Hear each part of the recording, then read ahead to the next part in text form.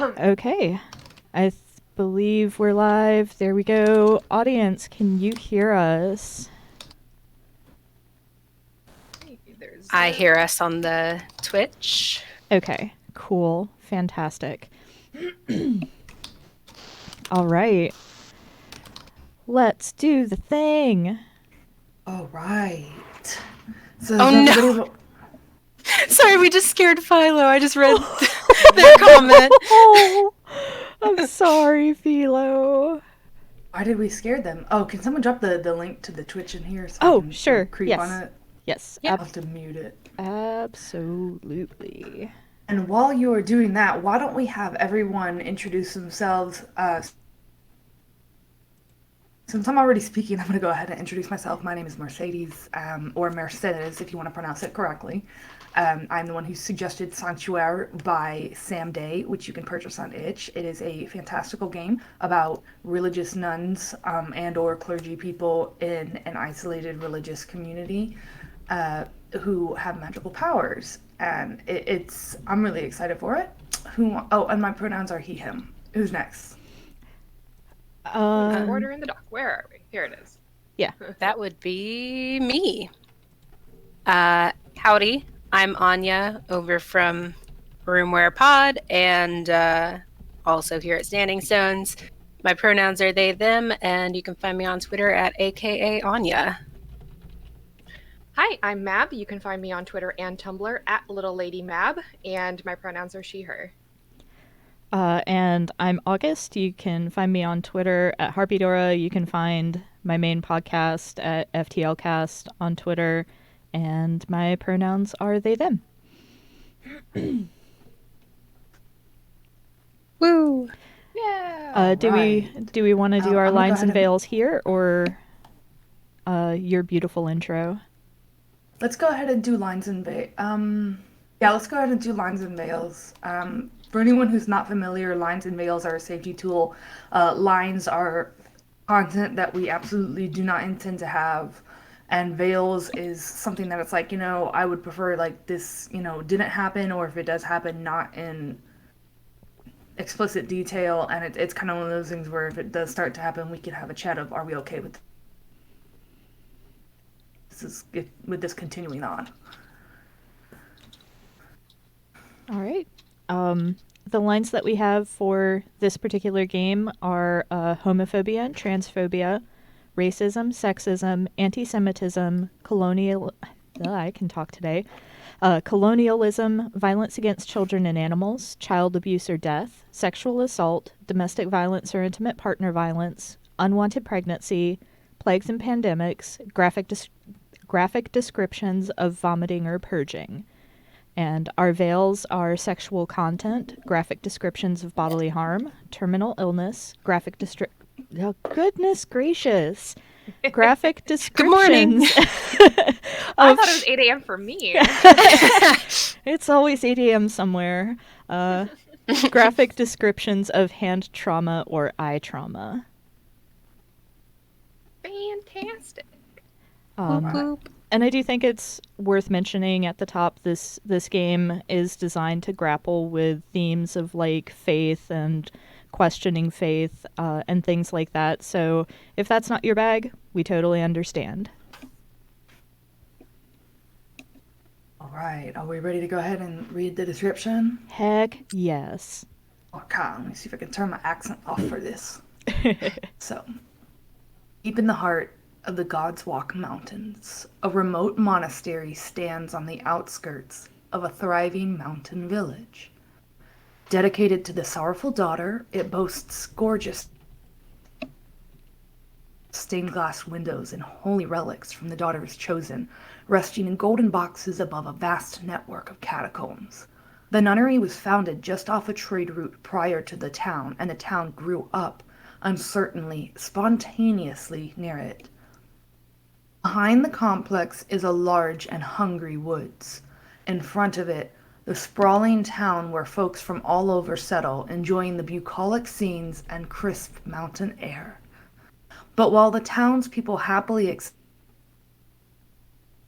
accept spiritual guidance from the clergy alongside funerary and mortuary rites, their suspicion of the monastery's feared divine makes the relationship tense. Meanwhile, the clergy of the Sanctuary of the Sorrowful Daughter view the townsfolk with veiled contempt for their fair-weather friendships. But they have something more to worry about. Deep in the vast network of catacombs, there are more than saints' bones and glittering urns. An untold horror, or a divine savior, lurks under the sanctuary, and the clergy struggle to hide this burgeoning danger from the town folks, and, in some cases, from one another.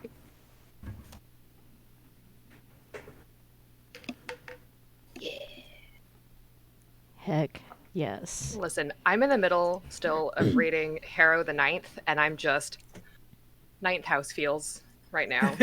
Just yes, give it to me. All right. So, I'm also gonna, as someone who has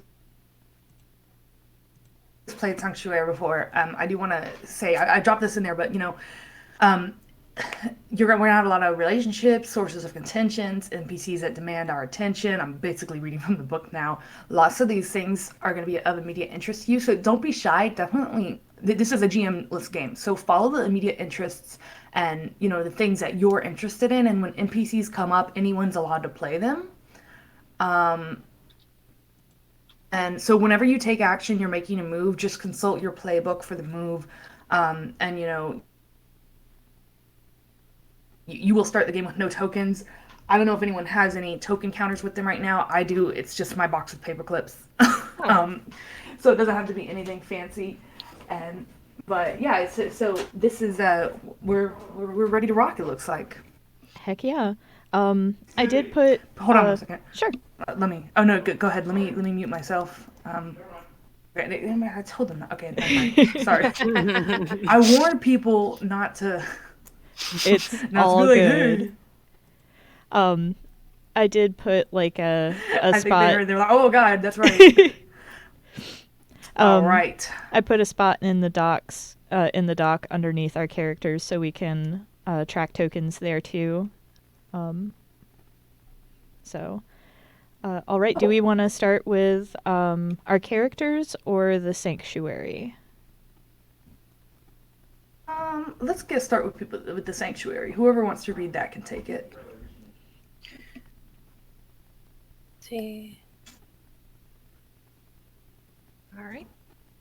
So our sanctuary, our three sources. There's an anonymous kangaroo. Okay. Our three sources of tension. Okay. The devil trapped in the basement, relationship with the townspeople, and ritual purity. 3 to 5 features that we have for the sanctuary are vast catacombs, stained glass windows, and holy relics. And our traits for the divine, mourning, part of a much larger pantheon and best avoided. Divine desires are debate to be surpassed by its children, and the town's desires are spiritual guidance and a closer relationship. My peas are popping this morning. Oh wait, we didn't do the mundane or sorcery desires.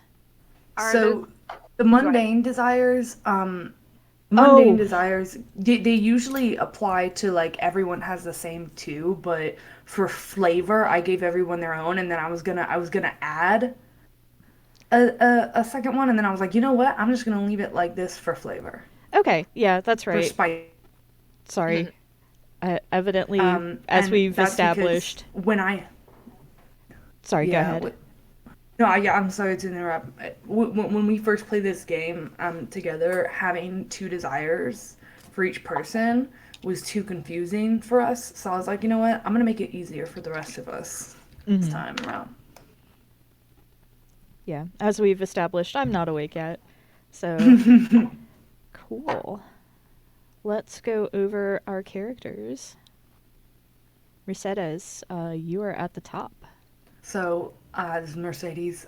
My playbook is the Scholar. Her name is Alda. She's an old bookish lady with a broad face and a hunched frame. Her mundane desires are rigged together solutions, and sorcery's desires are a deep connection. Most prestigious correspondent is a nun from a rival sect. And her masterwork is a written collection of oral traditions. Two key relationships are someone determined to prove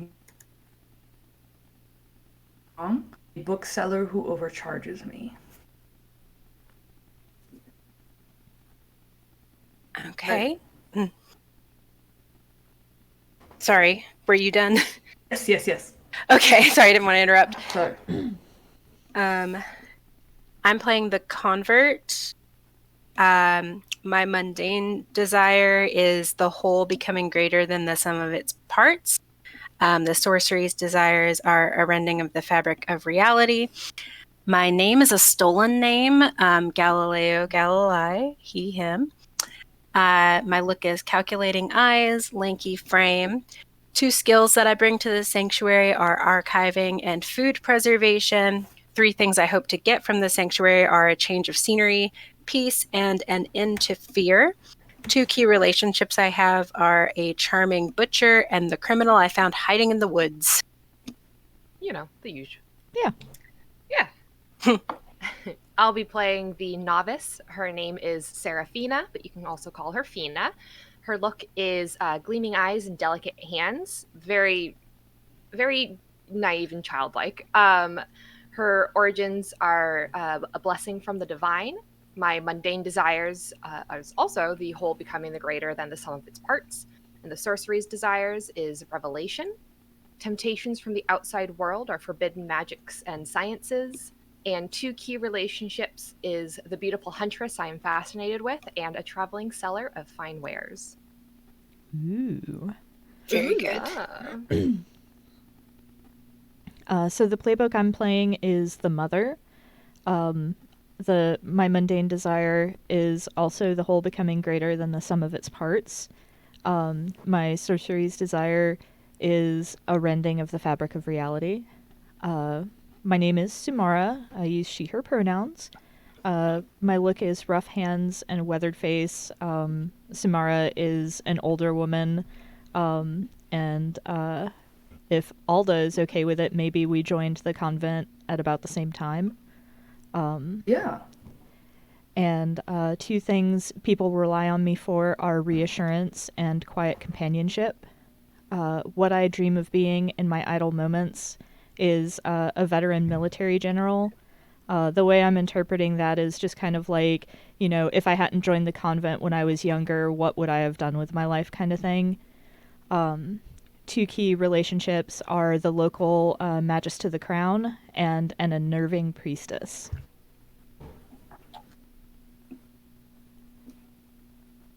You got to the Mother before I could be like, what if I just played the peony again? It's fine, I gotta broaden my horizons. I'm playing Fina instead. All right. Okay.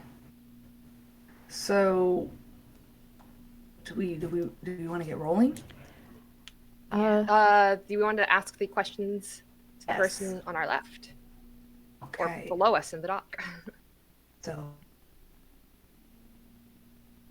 Sumara just asked me, what about me tells you that my faith is wavering? Let me think about that.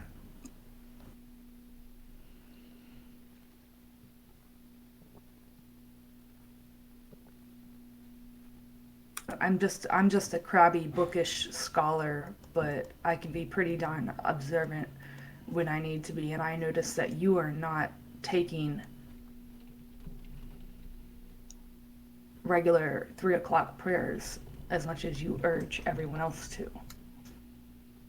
I've noticed you not going to not going to your regular 3 o'clock prayers in the chapel, where everyone has their private prayers. Quick question. 3 a.m. or 3 p.m.?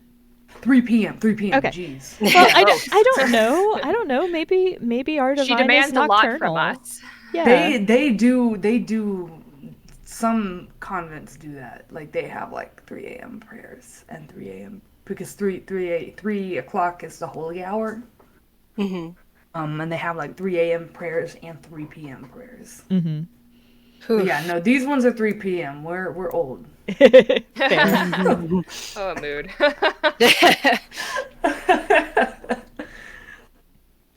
So my question, does that answer your Yeah, question satisfactorily? absolutely. Awesome. So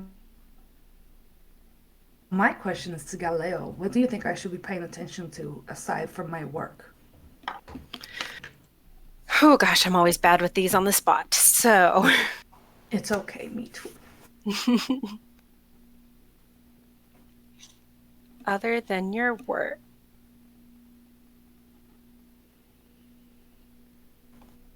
what about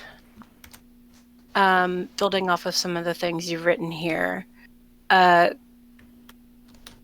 Corruption within your like circle. So, because I see you've got this bookseller who overcharges you, and like we know there's something going on in general. So, like maybe there's some pieces that like you're just too focused on your work to notice. Mm-hmm. Yeah, I vibe with that. Okay, cool. Because I'm bad at this. Hey, do you want to write that down for me, or do you want me to write it? If you want to, go right ahead. I didn't want to. Oh, you're the jackalope. I was like, the otter's already there, so I don't want to. No, yeah, you can go ahead and write it.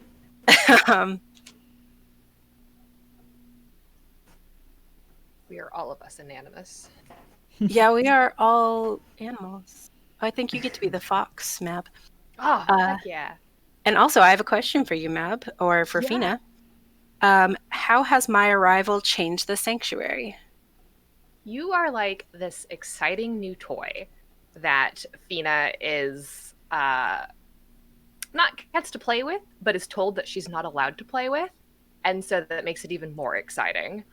And so she has always just been, this little girl set away in the sanctuary, and now there is this fancy new mysterious person that has just arrived. And what does that mean? Where do they come from? They can't go anywhere. Maybe they can. I don't know. Where did I come from? Where did I go? Where did you come from, Galileo? Oh my god. Yes! All right, we're done, everyone. High note to end on. But yeah, basically. No! I just saw Philo's comment. Oh. Awake is fake. That's true. But yeah, it's definitely you're shaking up the way that things, the quiet order of things, because you are this kind of like new and interesting person that's being brought into the sanctuary. All right. Do you want to type that on mine? Sure. Yeah, let's see what other people type, and it's cool.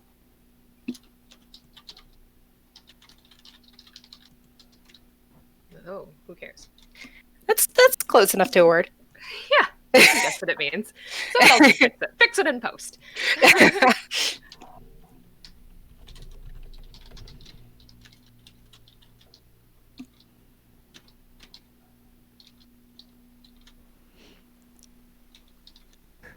Donate $10 to start the 4G Devil's Hour.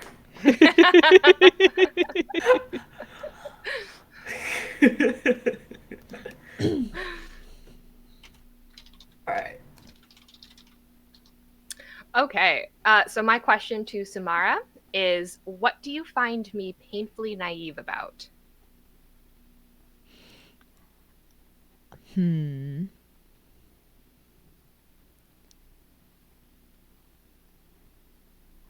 I think, especially drawing from one of the sources of tension, our relationship with the townspeople, and the fact that you're fascinated with a beautiful huntress and you have a relationship with a traveling seller of fine wares. I think you're naive about like the intentions of the people around the sanctuary. Like, you haven't been around long enough to see how they're just kind of like our fair weather friends, and how like if they're not feeling it, they'll just, turn on us, basically. Don't knock the girlfriend that I don't have. My beautiful huntress. Just kidding.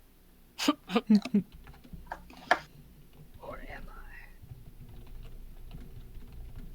Did you just write the word emoji at the end of I?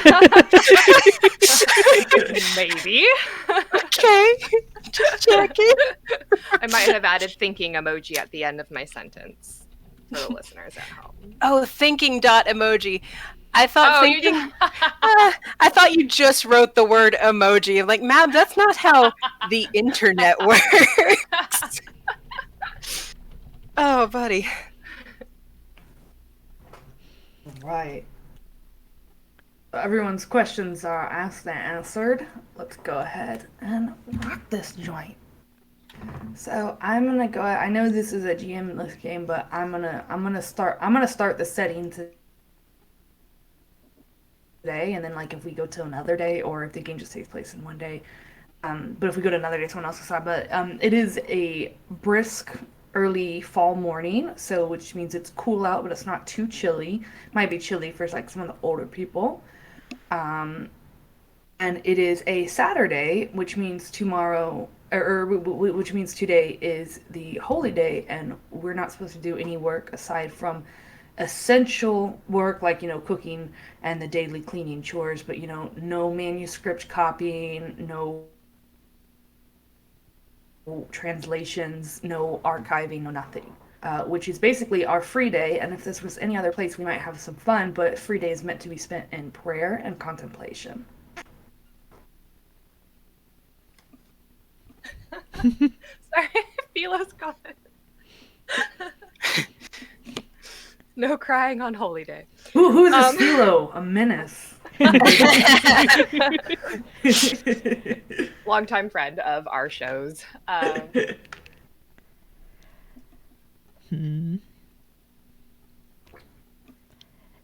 All right. I think Samara... Oh, sorry, go ahead.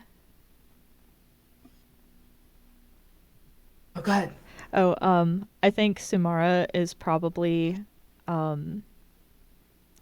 not where she should be. I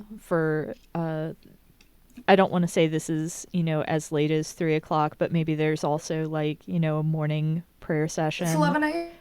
Yeah. There's always going to be prayer sessions. Morning prayer session.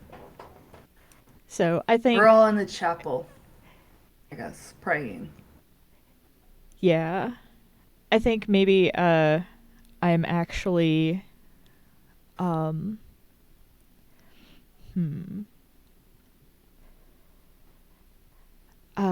think maybe I'm actually shoot, now I'm trying to read the map. I'm failing at reading the map. While you are reading the map, I'm just going to paint the scene for people really quick. So we are sitting in the chapel. On the map, the left side of the chapel, or the left side of the map, is the above ground area, like the cloisters, the offices, the quarters, the chapel, dining, and guest quarters.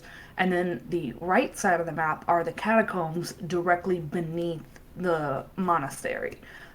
All of us except Sumara, naughty, and don't think that I haven't noticed that. Alda's like, Sumara ain't here. Interessante. Very interesting. But we are sitting in our small chapel. The chapel is very beautiful. It's not like quite Catholicism levels of opulent, but it has extremely gorgeous stained glass windows.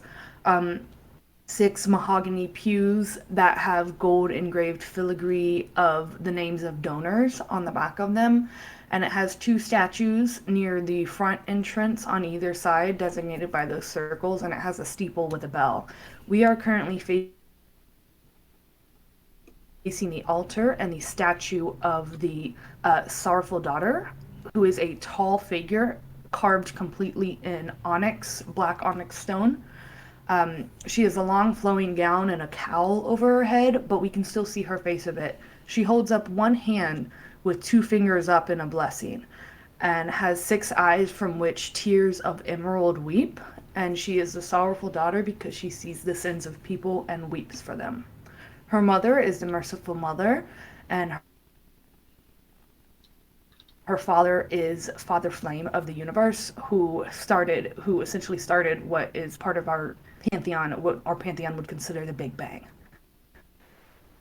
As we sit in quiet contemplation, the emeralds seem to almost glitter as if they are actual real tears, because she realizes that the sorrowful daughter realizes that something is wrong here.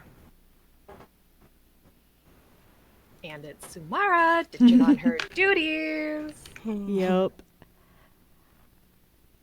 Yeah, I think Samara is actually because I'm good. I'm well behaved. I'm sitting here. I'm not saying anything. I'm just praying. I'm like, I am that child that's praying, but like constantly like looking around to see what other people are doing. Like, am I doing this right? Like, ooh, this is really uncomfortable. My knees hurt. Yeah, I think Samara is actually in the chamber where we keep the finger bone of Saint Irina. I want to say that maybe Saint Irina is a saint who may have also had her own crisis of faith, and so instead of praying with the rest of the convent, I'm down here with this relic, and like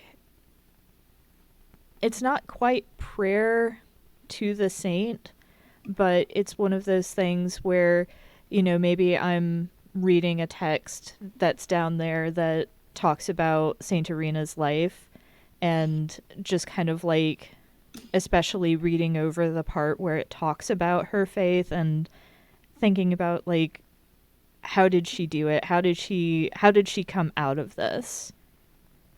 You know, like how, if she can do it, maybe I can do it, but I don't see the way. Maybe in being in her presence, I'll be able, you know, some of that resolve will, you know, be imbued into me.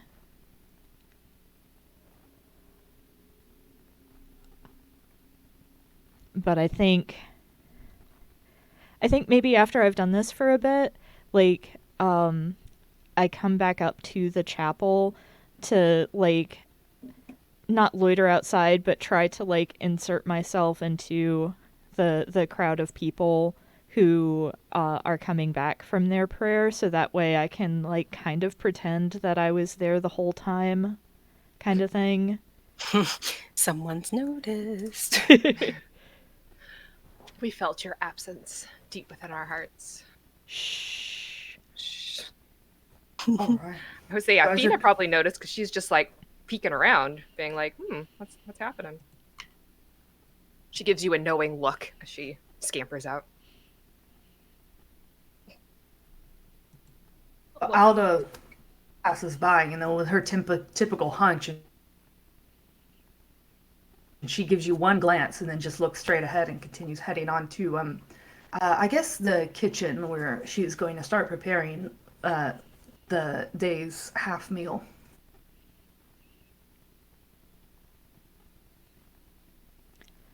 Galileo, what are you doing? I think that might be where you find Galileo. Was Galileo not praying with us? So Galileo, like, one of the skills that I've brought here is food preservation. So I think he was, like, in the kitchen, maybe working on getting meals ready for after prayer. He's not used to our routine yet. Yeah. That makes sense. He's just like, it's like, oh man, they're gonna be hungry when they're done. So that's what those bells meant. So Alda, as you hear the tolling of the bell, Alda, I step in there and I'm looking at Galileo and I'm like, why were you not at prayer with us?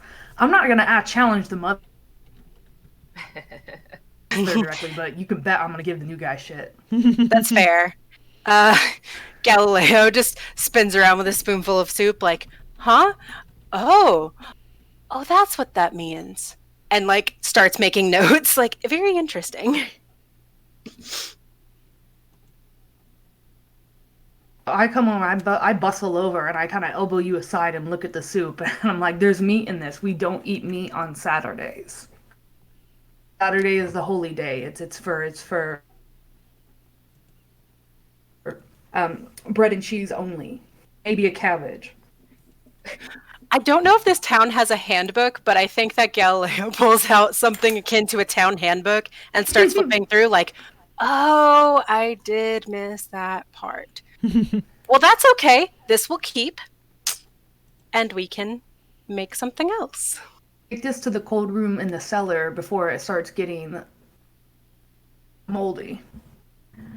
Yes, right away. And Thank you. he'll package it up and go ahead and take it down because I don't think he was kind of trying elbows you to. out of the way and starts preparing. Yeah. I don't think he was intentionally trying to sabotage anything. So yeah, he'll definitely put it away. Like, oh crap, I made a mistake again. Yeah. So the food storage area is intentionally one of the coolest locations of the catacombs. You will notice it is prior to the gate that leads off to burial and saint holding areas, but that doesn't mean you won't encounter anything down there. Oh, also, I think I just did a weak move without even realizing it. Display your unfamiliarity with the rites. Yeah, you did. So get a token. I'm gonna take a token. Sweet. Sorry, yeah. So I was going down to the cellar.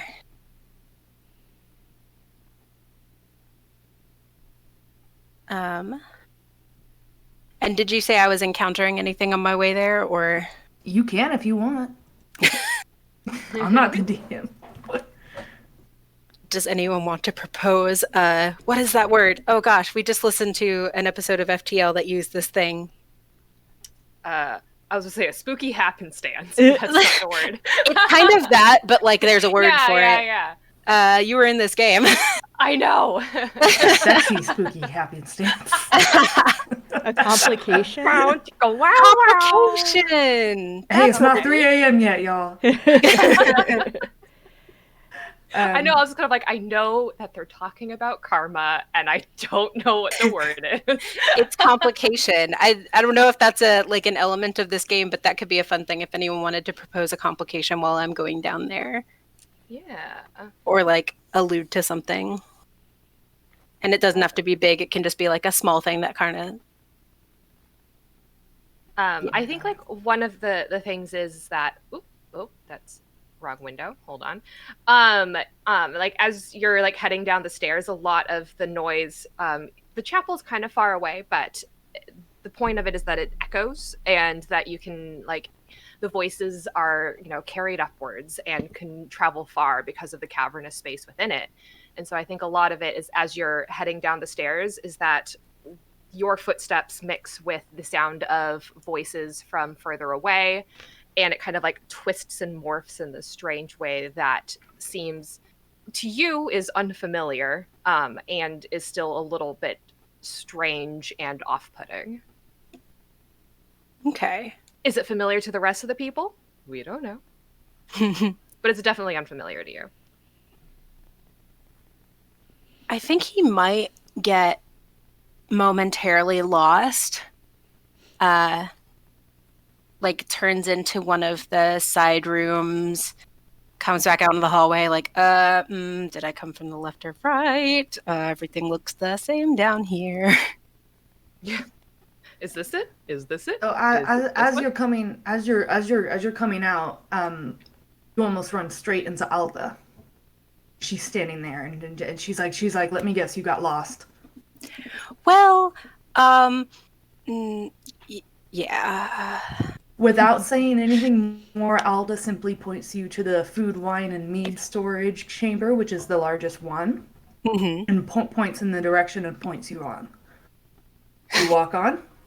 Yes, and goes there like, I was about to get to that one. Yeah. Do you stop and take a look back? I think thank Alda or something. I think as I'm about to go into the door, I like turn and look back and give like a sheepish smile, like, haha, I'm trying so hard. She's gone. Oh. She's gone. So yeah, as I turn back to smile, like it quickly fades, just like, huh. Okay, fast. And then goes into the room. Meanwhile, actual Alda, I guess I think this would just be a regular move, is I am doing the usual, because I have an impeccable memory and I remember all the prayers. I am doing the usual prayers and blessings of the lunch food. Who knows what the hell you just met? I don't know. Yeah, I love it. We love a catacombs. We love the catacombs. All right, Sumaro, what are you doing? Shoot. I don't think that I'm involved in the meal prep. Like it's not my my turn on the meal prep, but I do think I join everybody for the meal. But uh hmm. I'm trying to decide it. I Also, think go ahead and take a token, because seeking comfort from others, even though the other is long dead, seeking comfort from, I think it was Saint Irina, mhm. that is a weak move, and you were seeking comfort from the knowledge of a previous, existing holy woman. So go ahead and take a token for that. And please continue. Um I'm trying to decide because I really want Samara and Alda to be in the same area for an extended period of time, but I also think Samara is canny enough to know that Alda knows. Um so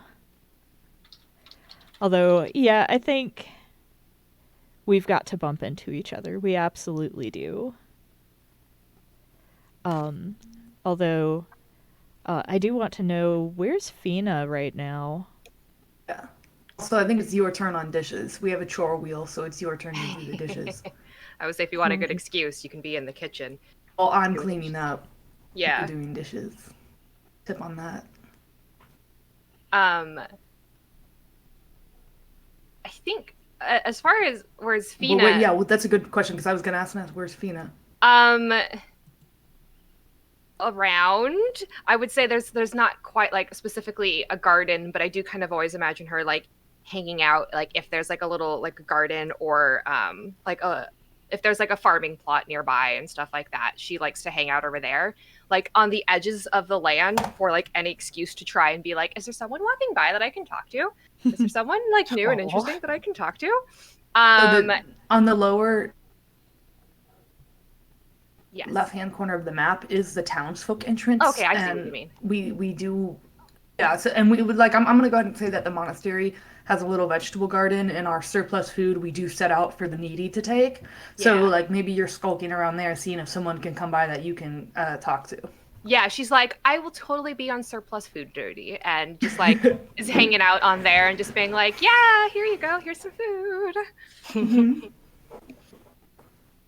But also, I think she normally would kind of go and like, I think previously she had been snooping around like some of the other like chapels and got in trouble for it. So now she's told to stay above ground for the time being, and so she does.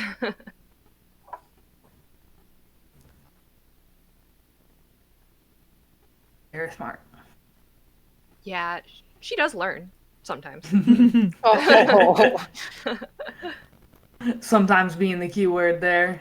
Uh-huh. All right. Well, Galileo is encountering stuff in the basement. Sumara and I are doing cleanup of lunch together. I'm gonna go ahead and guess that Galileo was late coming back. Yeah, did I miss lunch? Have some of your soup. You're like, I'm just gonna, just in case, fortify myself for the road. I'll eat it in my room so no one sees. Yeah.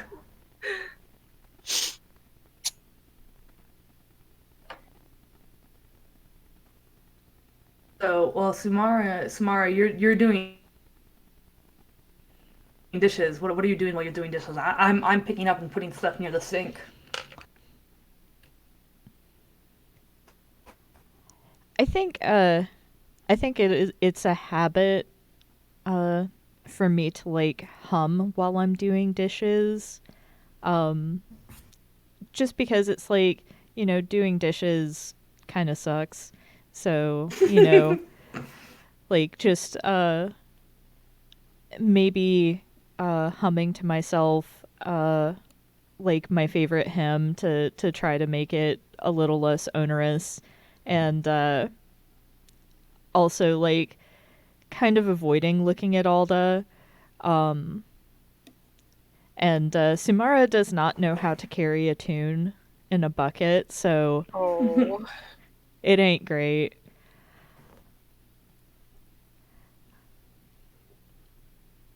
Um Hang on, let me So, check something real quick. I want to check my week I moves here. Oh, that's fair.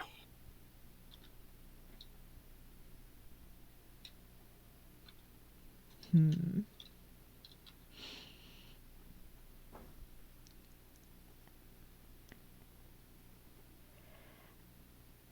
I think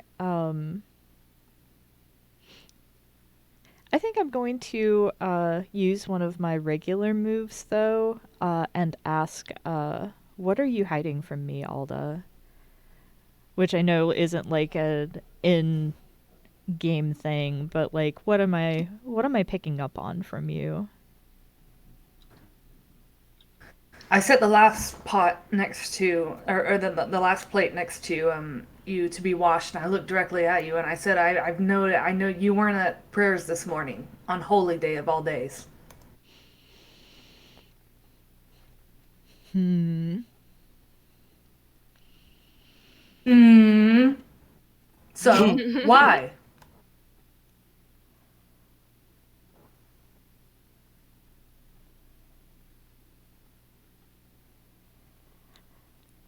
I think I'm going to use one of my weak moves.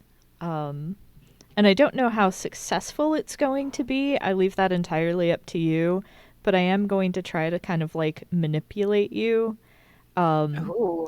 and I'm going to say, I felt a divine calling to the bone of Saint Irina, and I could not resist it. And I'm trying to decide how she phrases this. Um, and you and I have been here long enough to know that resisting the calling of the divine, even or perhaps especially on the holy day, is unacceptable.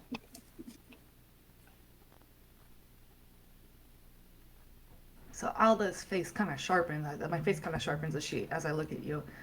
Um, but I don't look openly suspicious. And then I nod. As you will recall, I recorded the oral histories of Saint Irina. She was best known for experiencing a crisis of faith and spending 3 days and 3 nights in the woods, speaking with the divine. After she exited, she dedicated her life to the sorrowful daughter and led a life of poverty, aiding those in need and those dying. Very fitting that we should be called to her, to Saint Irina, on this day of all days. And she turns and leaves and goes back to her study. I think Ouch. that might be where Galileo finds you, like passes you in the hallway or something. Mm-hmm. And as he's passing, coming back up from the catacombs, like out of breath, kind of sweaty, just like, hey, oh, thanks by the way for pointing me in the correct direction down there. Man, you're fast. Alda's face kind of pinches together. She's like, "What?"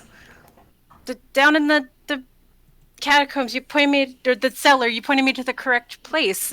Thank you. I got lost again. You disappeared before I could thank you for that. Oh, let the devil howl. Yes. So right as we are having a conversation that is basically the monastery equivalent of who was phone, we hear noise deep from the catacomb. I'm not going to say it's a howl. I'm actually going to say it's a laugh. It's a very high, cackling laugh. And it sounds uncannily like Alda, but I'm standing there and my mouth is closed. I'm just kind of looking at Galileo like, what are you on about? And so we hear a laughter emanating from the catacombs. And I look directly at the catacombs because my study is right on the cloister walk that leads to the catacomb entrance. Galileo just mouth open is looking at the catacombs, like pointing, and then looks back at you, mouth still open, but still pointing at the catacombs. Yeah, I heard it. Okay, just checking. You can throw your voice too? No. Oh my god. I can't. So, deliberately vague and unhelpful. I'm gonna make a weak move. I'm gonna be vague and unhelpful because something is up. Something's going on, and I know it.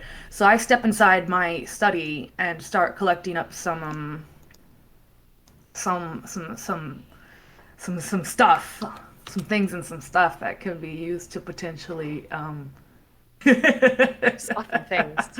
I'm reading garbage Gerblin's comment. The twist no one expected. Alda is an accomplished ventriloquist. Yeah. So I start collecting up some ritual magic items that are designed because I it's interesting, and I'm muttering to myself. I'm like, called to the catacombs on a holy day. On the same day we hear something coming out of the catacombs. This is wrong. This seems wrong. So I have stepped into my study for now. Fina, Okay. what are you up to? I am eyes emoji, but huge. Yeah. So she also kind of like, I think, she's out there with a few of the other sisters and just says, okay, I really got to go investigate, and doesn't really ask for permission and just kind of like runs away because like this is new and exciting and like, wow, what is going on? Like, Wow, demons on my first day.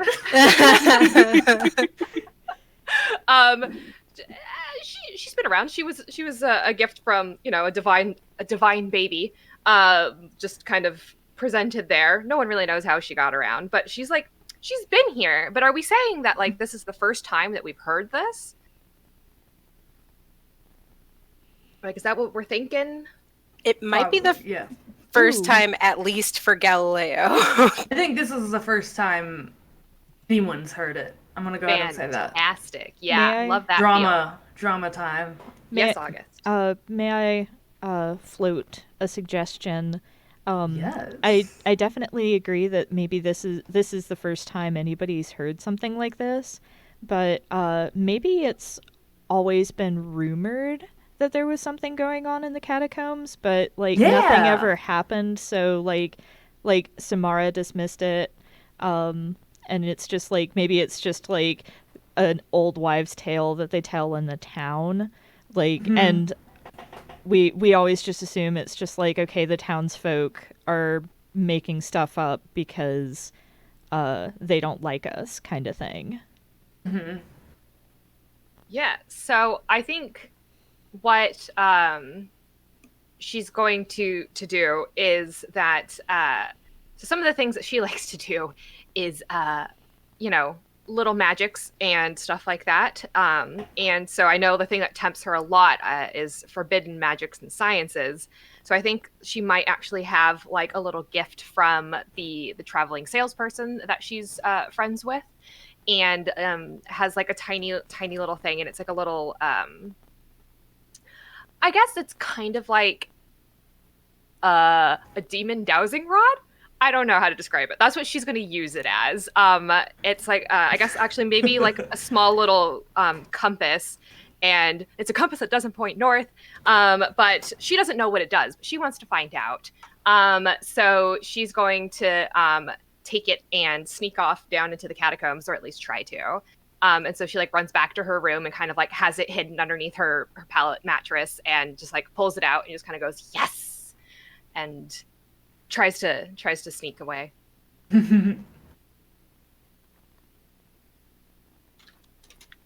right. Galileo, what are you doing after that?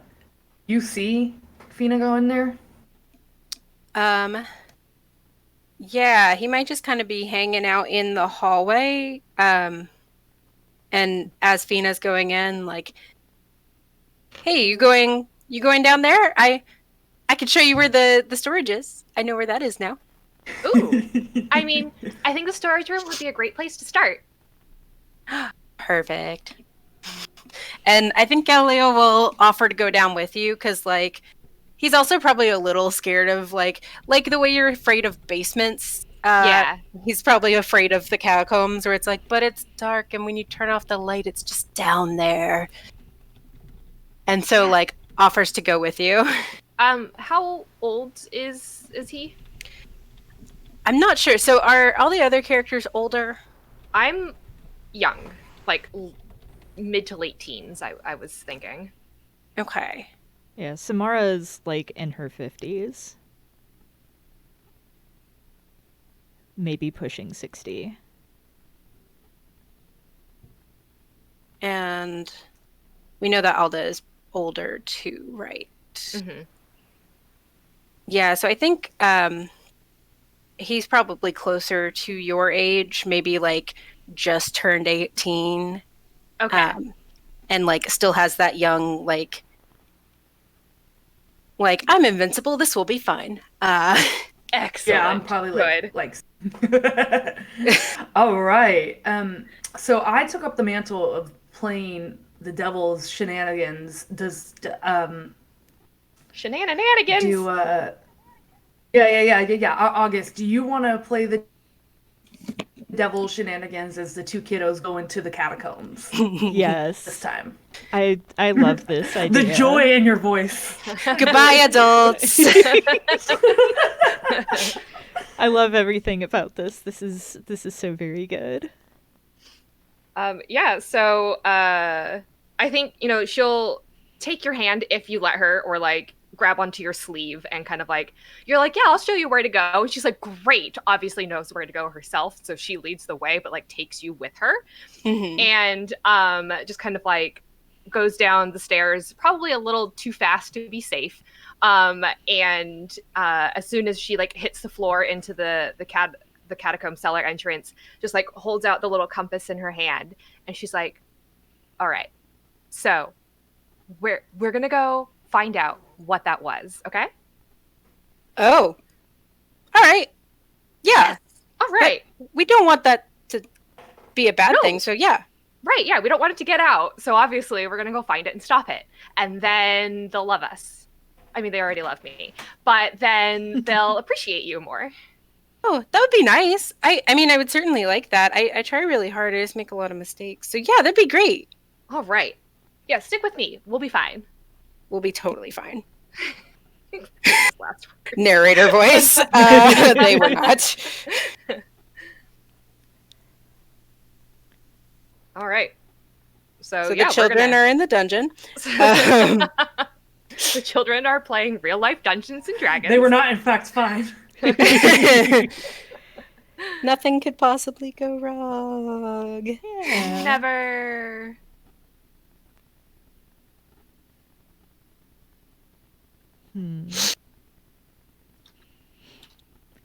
All right, August.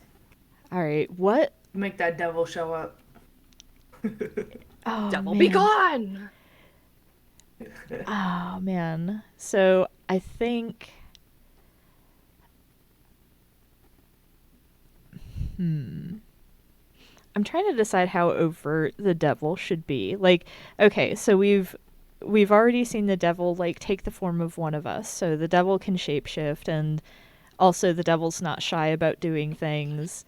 But I don't think... I'm pretty sure it is smart enough to know that it probably can't get away with being Alda twice in quick succession. So, hang on, I want to double check some of the character hooks we've got here. Feel free to play up on people's weaknesses. Yeah, that's what I'm looking at. that's what devils do. Yeah. Ooh.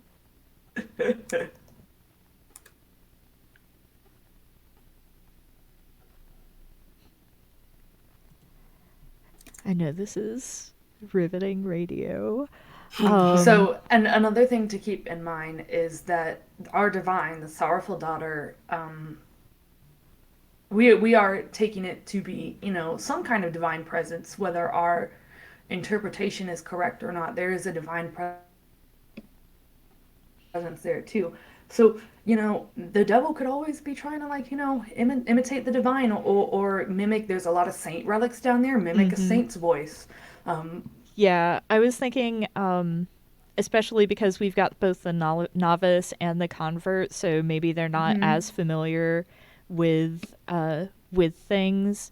So we've got Saint Renard down there, who is mummified, and that's pretty rad.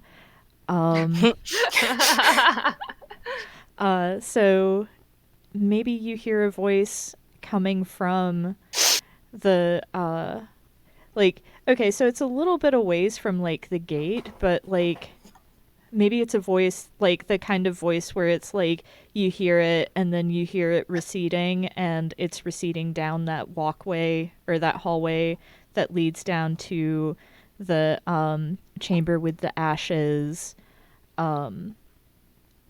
What pronouns should Saint Renard use? Or what? Oh, just in general, as I'm referring to Saint Renard.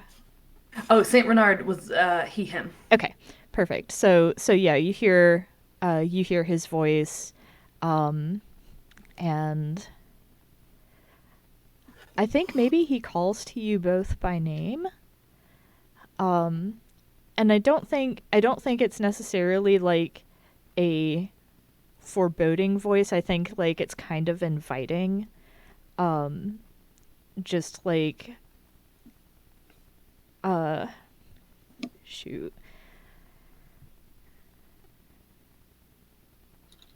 I don't want to be the one completely making up what saints have done, but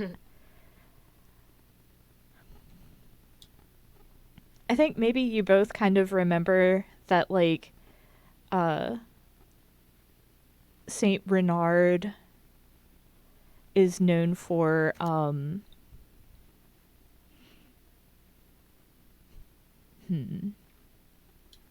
shoot, I had something and then I completely forgot it. I want it to be something. Okay, so Fina is tempted by the concept of forbidden magics and sciences. Yes. So maybe you vaguely remember that, like, Saint Renard was like a renowned alchemist, and like maybe he, quote unquote, his voice whispers into your ear about like something about like revealing an alchemical formula to you, and he whispers to Galileo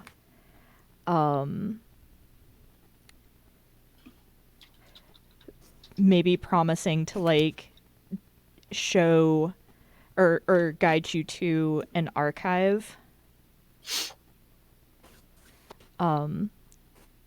because like you've got the archiving skill, so that's something that you're probably interested in, that kind of thing. Oh yeah, Galileo would be like, oh my god, finally someone recognizes my talents. So I'm going to interject real quick. The gate that leads to all the saints' relics is usually locked, and only senior members of the monastery have keys to it. So Alda has a key to it, and Sumara has a key to it. And usually it's locked, but you notice that today it has been left unlocked. Yeah, I was gonna say, I think By Fina- someone or something. Bum bum bum. Yeah, I was Yeah. gonna say I think Fina has been down there before. Either has picked the lock or has gone down and has found it open when an elder sister has left it open or something like that. And so she has been down there before.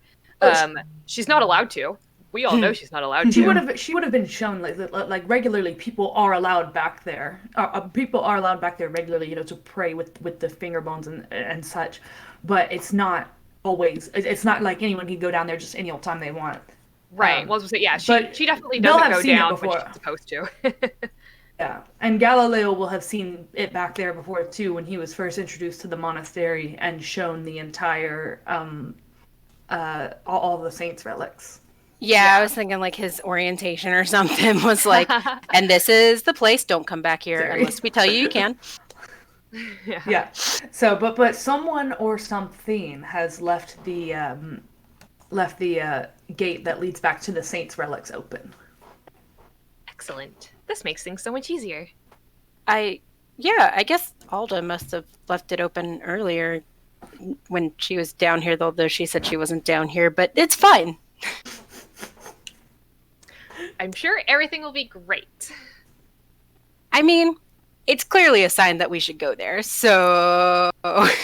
Yes, it is the divine working in our favor, obviously. Come on. Okay, I mean, I definitely want to check out those archives. She'll grab your sleeve again and pull you along. All right, so I want the convert to go ahead and take a token because you are indulging in something forbidden to the sanctuary. Oh, nice. You are going back there without permission. Naughty. And let me check the novices. Yeah, you're just having a great time. Yeah. I like that one of the novices' regular moves is complain. I'm good at that. I could do that all day. All right, so you folks are making your way back there to the voice of Saint Renard, or so you think. It's gonna be fun. Yeah, so I guess... Go ahead. I'm so glad Garbage Gurlin said it because I was thinking himbo too. Someone said Galileo's a himbo. I was like, I was thinking it. All right. So, I have him as lanky, but now are... I need to change it to weirdly muscular. Weirdly swole, yeah. So you folks are making your way back there. Sumara, what are you doing? Did you hear that laughter? Yeah, I feel like I definitely heard that laughter. And I go to find Alda.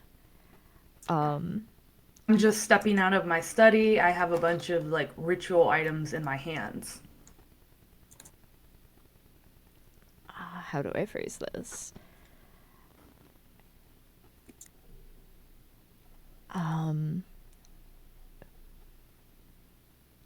Sorry, I'm having a brain fart.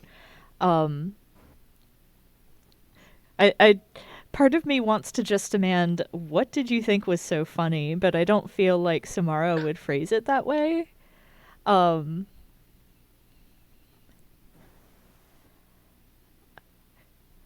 Yeah, I think it's just like Samara's just like, and what did you find so humorous on our holy day to disrupt the quiet with your laughter like that?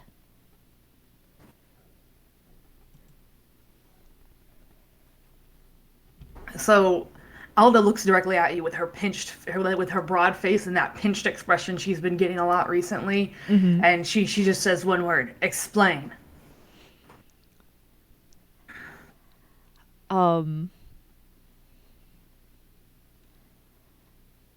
I certainly can't explain your sense of humor to yourself.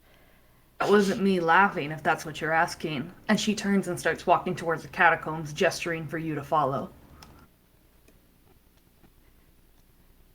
Yeah, Samara's definitely intrigued, so I follow along. Hang on, let me check my moves Yeah. really quick. So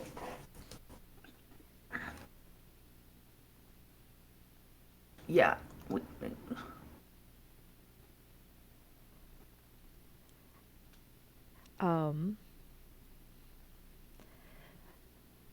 So I know a lot of our moves do involve magic, but we haven't been doing much magic.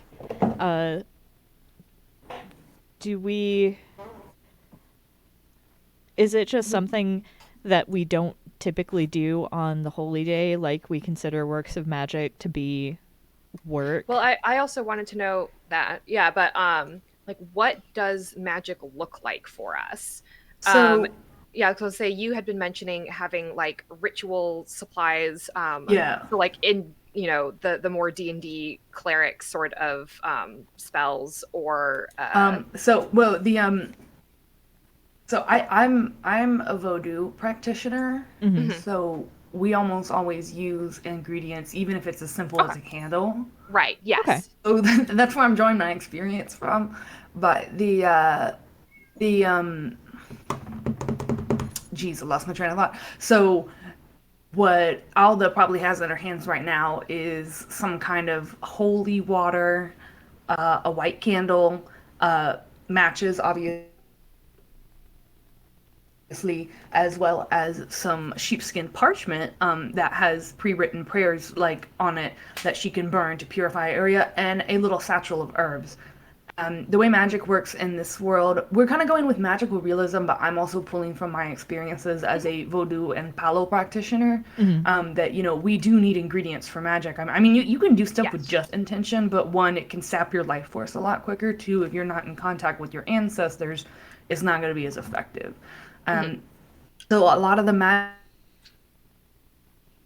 I think in Sanctuaire in this game is going to involve one, petitioning the saints or higher spirits like the sorrowful daughter goddess, and using candles and herbs and other like ritual ingredients. And it's not like ingredients like boom, I threw this little thing down and it cast a fireball, but it's like ingredients like this particular herb, when burned, casts higher vibrations in the area that allows me to petition, like this is a favored herb of Saint Irina, or this is a favored,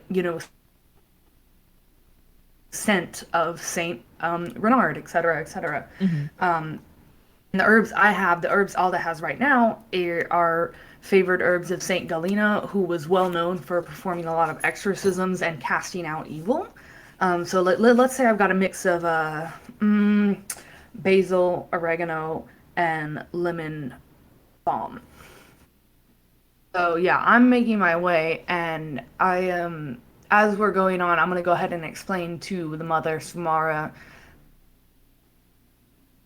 that it was not me laughing. It emanated from the catacombs, and I am suspecting that a lot of the oral traditions and rumors in this area that point to a devil being trapped in the land that the monastery was built on might actually be true.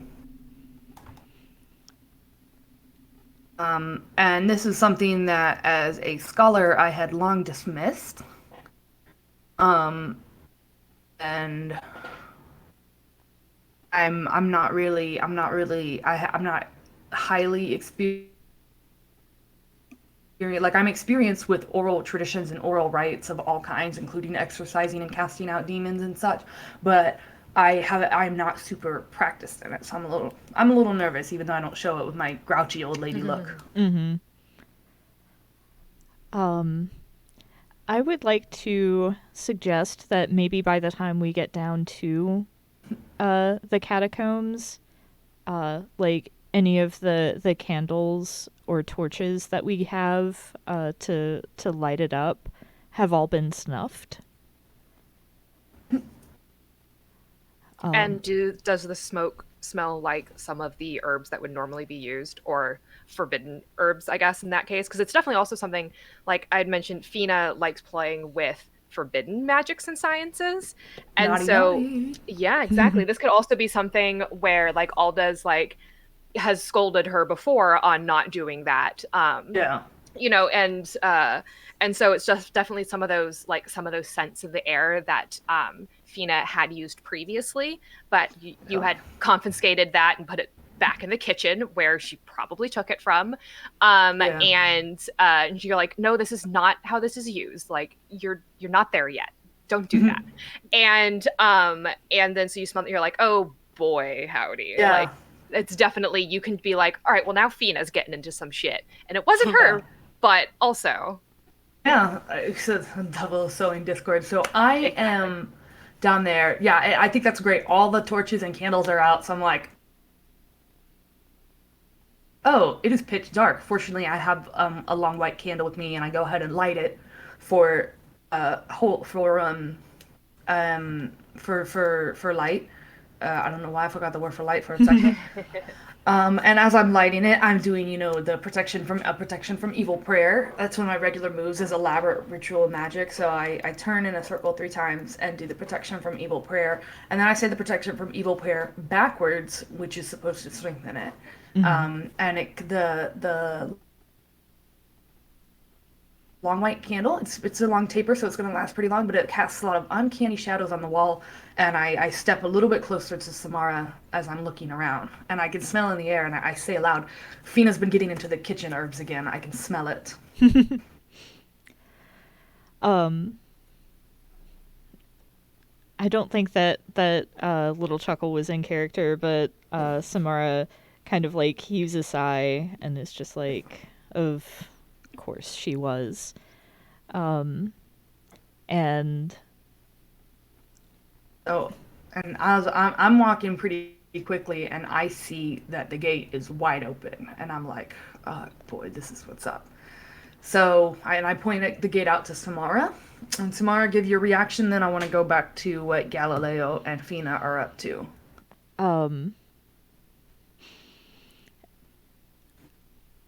I think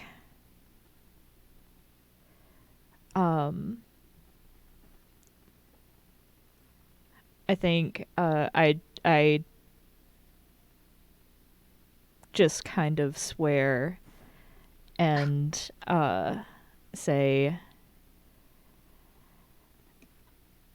if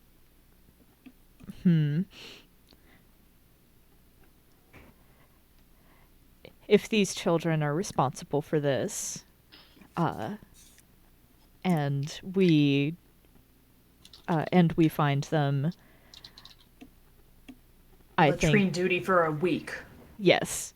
A month. Yes, you read my mind. Why dig latrine? Why clean out the latrine when you can make the newcomers do it? Yep. So, Galileo and Fina, you folks are both farther back, and as you folks are walking, all the candles, and this is about simultaneously the area that, or the time that Samara and Alda walked down, all the candles, you don't really hear a lot of noise, you just hear kind of quiet, whoosh, all the candles around you go out, and you are left in total darkness. Ask me anything. I didn't bring anything for light. Did you? I was standing in the hallway when I was pulled down here. True. So no. I didn't know if you like kept something on you or whatever, it's fine. Oh no. So, I'm gonna go ahead and say that you folks are right in front of the ashes of Saint Galena, and if you look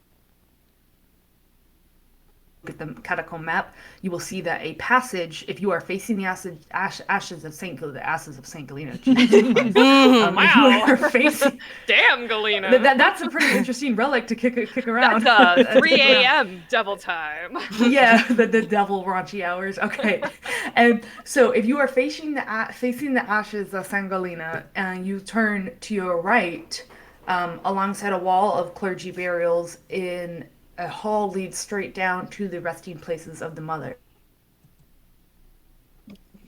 And you can see a very faint glowing light at the very end of the resting places of the mothers, of all the heads of the convent over the years. What do you do? So, the voice of Saint Renard mentioned that some access to archives. Do I know if there are any archives down here? I'm gonna go ahead and say that archives are not kept down here just because the potential moistness and other issues might be that would make sense. bad for them. So yeah, there are no archives down here. Fantastic. You might not know that because you're a novice. So you might not know that. Yes. So I'll just be like, all right, well, it's got to be this way. I know there's like some other things down here. The previous mothers have been laid to rest down here, but maybe they have like a little, like one of the offshoot rooms could actually hold the archives. I don't know. I haven't explored this far. Let's go. So you start making your way towards that glowing light. Do you? Yeah, I think like now at this point. For a Yes, I think hasn't let go of his sleeve, and like so her fingers like tightened on his sleeve when the lights went out, and she's moving a little bit more confidently than she should, but also she can't see the compass in her hand anymore. She can just kind of like feel the needle like ticking, and so it kind of like jerks and ticks in a strange way.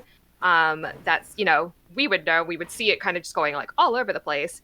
But she can like just feel the vibrations of it in her hand, but she doesn't know what it's doing. But she's like stepping forward and just being like, all right, let's do this. All right. Now, Galileo, are you letting yourself being dragged along? Yeah, I don't think I really want to separate right now. That's wise. That's wise. Never split the party.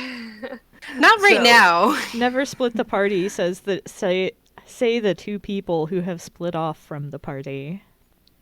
Listen. Never Y'all split just the new party. you're like, oh, there's demons in the basement. That's where I gotta be. It is a party down here. It really is. It's not even 3 a.m. yet. So as you folks are inching your way along, you see this, glowing light at the end of this very long burial place of former mothers of the convent, and you realize the light is coming from the sorrowful daughter statue at the end of it. And it's a almost perfect replica of the one in the chapel upstairs, with the 7 weeping eyes, weeping emeralds, and you realize that the light is coming out of the emeralds. And she holds up her hand. Instead of the usual 2 fingers up in a blessing, she has all of her fingers up as if she's waving to you in a friendly little way. She's waving to you. That seems off, and Galileo will do like the 2-finger thing back. I think Fina just kind of like stops and studies it for a moment from where she's standing, and she's like, is that like gesturing as a greeting or as a stop, like a stop hand, do you think? Give her a high five. If it wasn't Fina, I almost said she was going to go give it a high five. But Fina's a little more respectful than that. And keep in mind this statue is like 7 feet tall. Yeah, it's 7 feet tall. It's on a... but you two would have seen this statue before when you were given, the tour around this area, brought to pay respect on your initiation day, brought to pay respects to the former mothers of the convent. So you would have seen in the past, you would have seen that her hands in the past, her hand was up in the 2-finger blessing, and now all of her hands up as if she's waving or stopping you. Yeah, I think Fina takes it as a stop. And she like freezes kind of like back at the entrance, and she says, okay, I'm gonna try something that I'm not really allowed to do. So one of my regular moves is do flashy and exciting magic, and so I think what she does is there'll be like a little hidden catch at the bottom of the compass. And she has some secret herbs.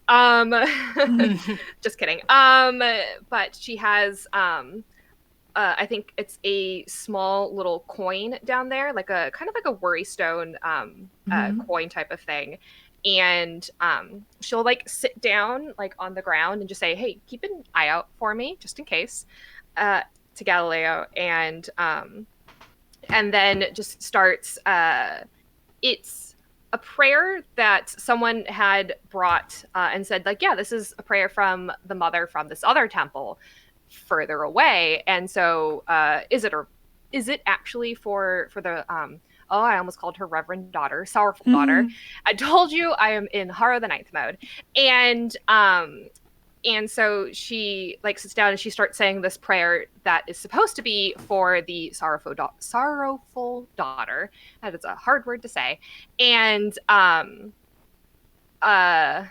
it might be one for like a different version of the daughter or something like that. But it's definitely something that is bigger and brighter. And I think then it will make like the little coin in her hand like light up that same emerald green that the eyes are.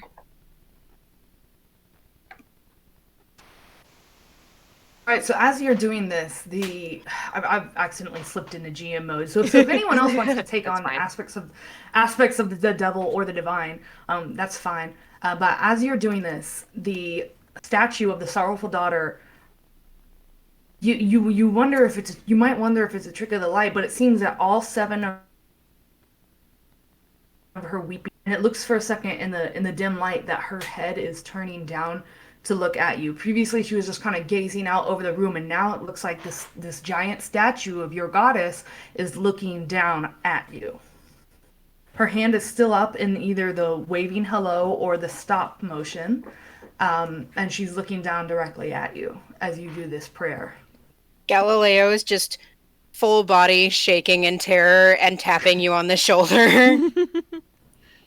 She is looking directly up at the statue, because I said at the entrance, and now I like her sitting right down at the base of the statue. Dang. Yeah. Yeah, she's like sitting there and she's like looking right up at it and asks, I think she asks kind of like, what would you have me do? But it's like, what is your intention sort of feeling? She wants to know. She wants to do sparky boom magic.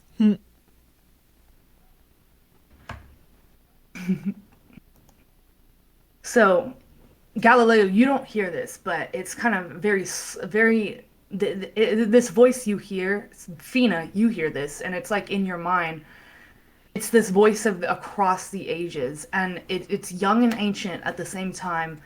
And as you hear it sounding in your mind, it feels kind of mournful to you. It sounds a bit like, it reminds you of hounds howling at night, like hunting hounds howling, or wolves howling in the early morning. Reminds you of quiet beaches and black sand. And as you hear this voice in your mind, you're filled with just a terrible, terrible sorrow. But as soon as the voice stops, the sorrow is gone. But that kind of impression of all those things I just listed is still reminding. And the voice only asks you one thing. Are you in the right place for what you want? I think she also... It's not that like she starts crying because she's sad, but it's like that overwhelming sense of emotion. And I think she gets some little emerald tears because that's cool. Yeah. And also dangerous because who knows what's happening. Galileo just like, why are you crying? All right. Do you have any tokens right now, Fina? No. Okay. Let's see. Unless this is me displaying my inexperience.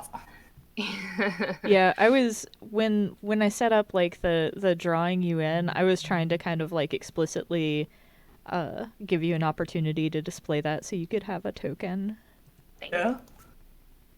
Yeah, so because I was gonna say I was like because that could be a strong move, but because it was kind of put on you by someone else, I'm not gonna be like spend a token. But you don't have a token anyway, so F. Yeah, and I don't know. This isn't strictly her. Yeah. Yeah. I'm just like, I want to make sure I'm on the right one. Calling the divine and hearing an This answer. is shit going on. Is Well, something I was else also going on, checking to yeah. see if you could get a token. Oh, yeah. But you did collect up those emeralds, which I'm not sure that was a good idea. So go ahead and take a token for that, because you were just given an object of the divine, and the first thing you thought was, ooh, magic. That's Listen. yeah. So go ahead and take a token for that. Yeah.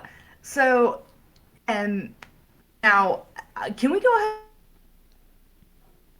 And can we go ahead and call a quick bio break, because I gotta Yes. go to the bathroom. Yeah. Yes. I Okay, had so mentioned that in so just Discord. real So quick, we are perfect. We are ending on currently Fina is sitting at everyone's in the catacombs, and there's a devil in the catacombs too, There's a and also devil in the possibly basement. God. yep. There's also possibly God in the catacombs. Maybe. This is fine. All right. This is fine. Yeah, this is fine. It's fine. And it's dark. It's dark. All right, so I'll be right back. I'm gonna run to the bathroom. Yeah, Yeah. let's meet back in like 5 minutes. Sound good? Yeah, sure. Sounds Okay. good. 40. All right. Be right back.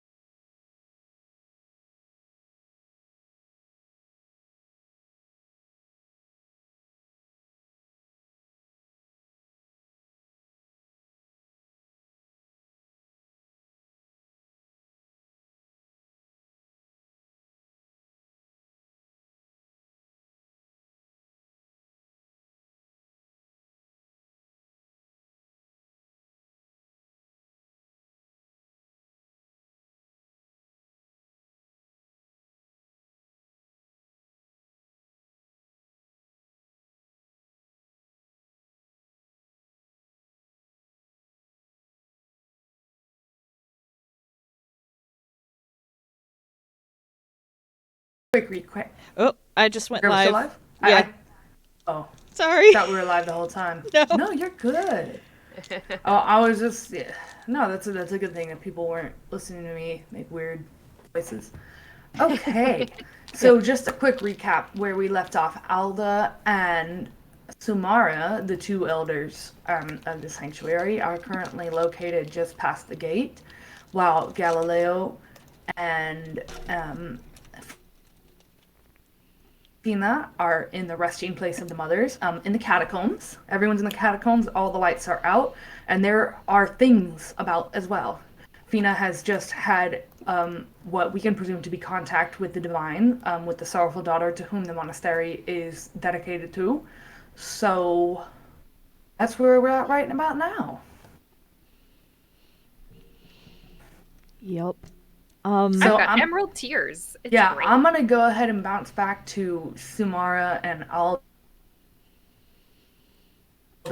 What are we doing? We've got that one candle, and we're past the gate in this big room in the catacombs, looking for these kids. But the problem is, there's a lot of places to go.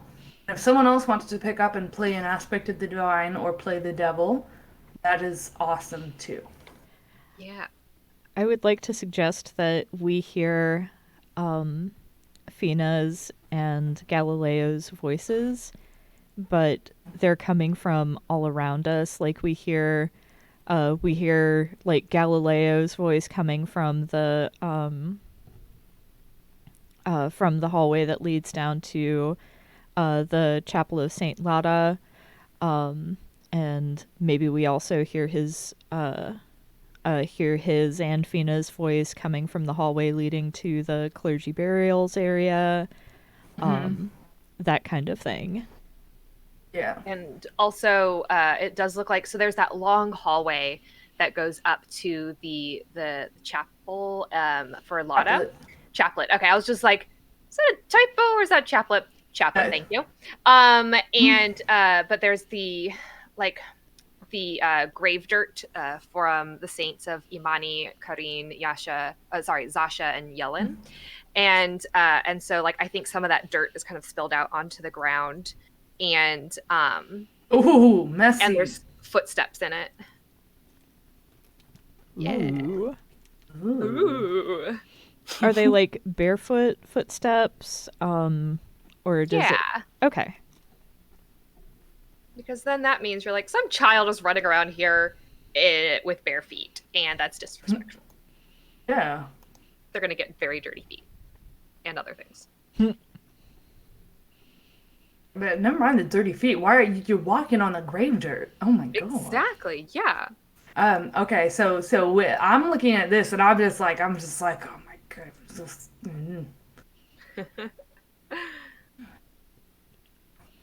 And I'm pretty skeptical. Like I'm like, oh, these this whole things of the demons and blah blah blah. Like I've never really been one of that, but I'm looking at this and I'm like, who is running around in here barefoot? I would like to use one of my strong moves here really quick, and ask what frightens you the most here.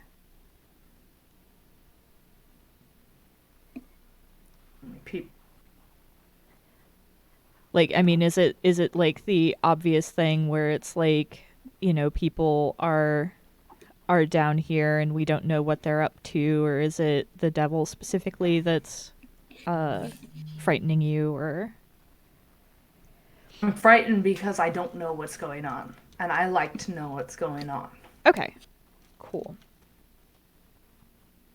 Then I think Samara, in picking up on that, like lays a hand on one of your shoulders and says, we will figure this out.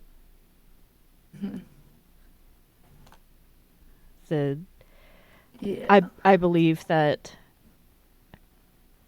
our goddess will guide us to our wayward our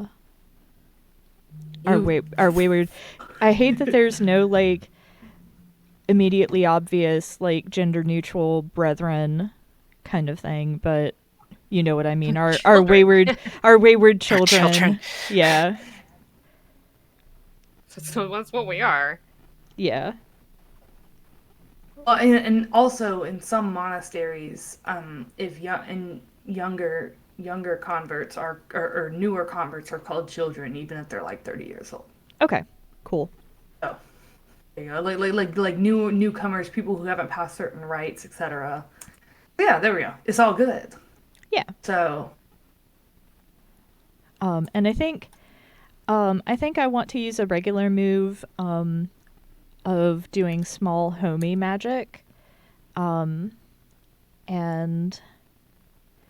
I have like maybe a small pinch of fennel seeds in my pocket, which I pull out and kind of like rub between my palms to release like the aroma of the fennel. And I'm appealing to one of the divines in our pantheon that's maybe like actually I think I may be appealing to the Merciful Mother specifically, because you know we have wayward children and she's the Merciful Mother, and so petitioning her for like guidance on how to find our children, and like the aroma like hits our nostrils and then like a very gentle breeze blows it in the direction of where we can actually find Fina and Galileo.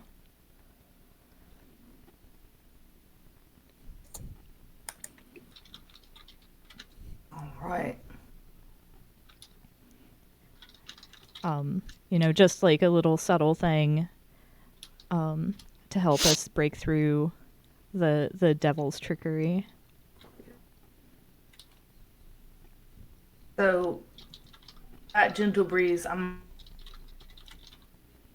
gonna go ahead and pause it. Kind of blows into our faces, like not like offensively, like, but you know, kind of passes gently, and over behind us, and more towards the hallway, the two openings that lead to the finger bone of Saint Arena and the ashes of Saint Galena. So those two hallways. So I feel a pull to go there, but I'm like, wait, but first, you know, who's gonna clean up the grave dirt? We can't just leave this Saint grave dirt sitting on the ground. I'm having a minor stroke about that. I was very fussy in particular. So I stop really quick and kind of clean that up and replace it where it belongs, along with a Oh, I hand the candle off to you. So you're holding the candle now, and I replace it where it belongs, in the very dim and flickering light of our single candle. I place it where it belongs and allow perform. And this is one of my regular moves. Just perform some regular blessing magic that cleanses and purifies a space. You know, befitting saints' relics. And with each little purification I do, we kind of see some sparks and flickers around the area that I'm doing the purification, and we feel tugs of irritation at our skirts, like, you know, like something irritated is plucking at our skirt, like a fussy child. I also think like as you perform each of the purifications, like maybe some of the uncanny shadows that we've been seeing recede. Yeah. So the next question comes, we've got guidance in two different directions. Do we split the party? My smart brain says no, but my brain that's like, this is some good tea is like, yes. Yeah, that's how I'm feeling too. That's always the brain to follow. But we only have one candle. That is the problem, isn't it? So let's go. I go ahead and see a torch on the wall, and I'm gonna go ahead and light that torch because, you know, we have the torches and they're out, but they're still there up on the wall. So I light that torch in that large hallway and take it up off the wall. So now I have a large torch. So yeah. Problem solved. And Samara just kind of like closes her eyes and breathes in the fennel scent again and just says, well, I was called to Saint Irina earlier for a reason. I will return to her chamber. All right. So now you're making your way down to the fingerbone of Saint Irina, and that it's not shown in there, but it is slightly downhill. It's not steps, but it's slow, like you're going slightly deeper into the earth. Mm-hmm.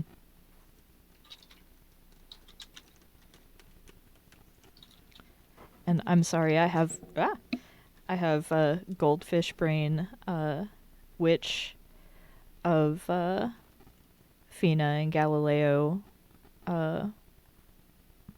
were with the Where? finger bone. We are in the resting place of the mother still. Yeah. Oh, okay. They're not with them. Okay, that's right. Sorry. Yes. That's Just got called there for fun.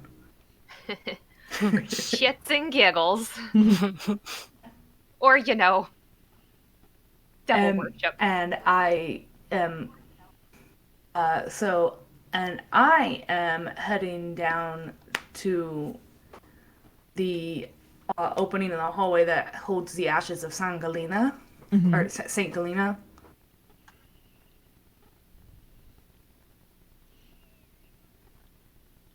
And Would you then, if you're, I'm coming for y'all. I was going to say, if you're passing through that way, you would definitely hear us. But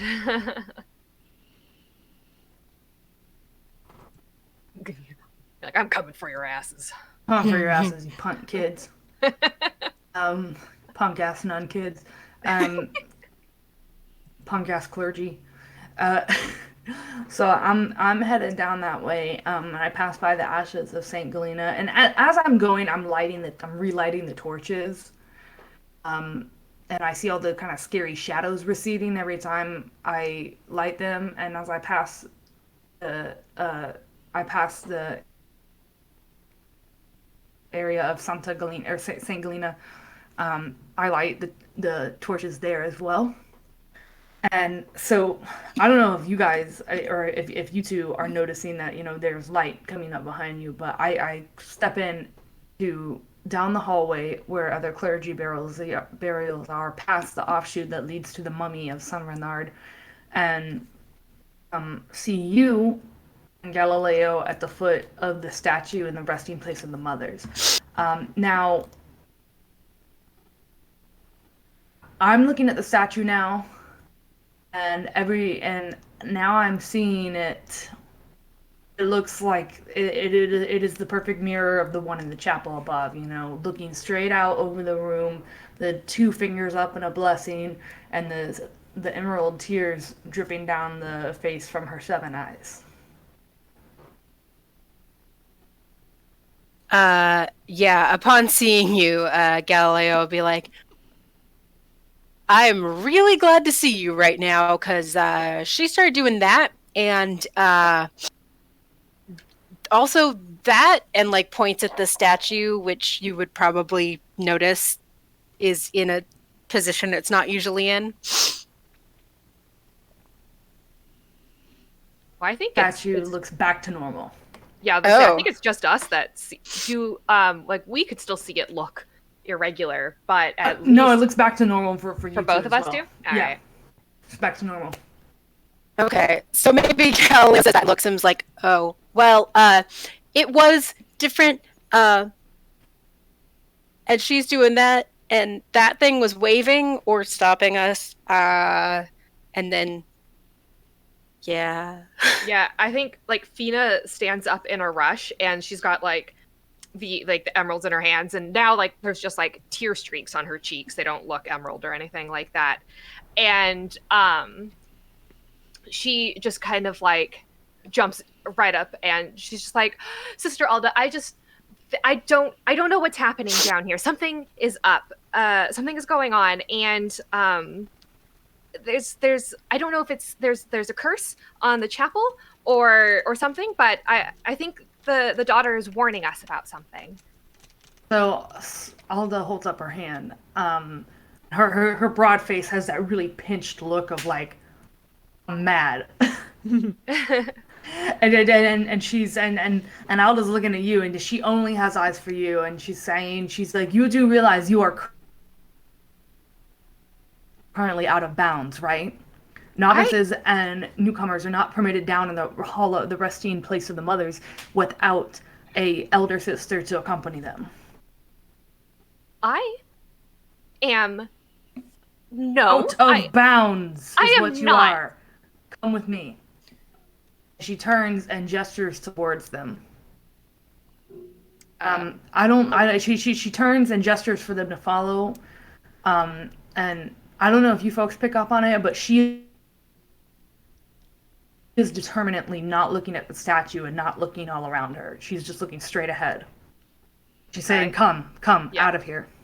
Fina, like, frowns and, like, scrunches up her face for a moment, but then the expression falls and she follows after.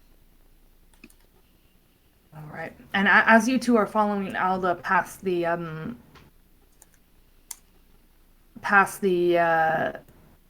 ashes of Saint Galena, you feel like a gentle breeze at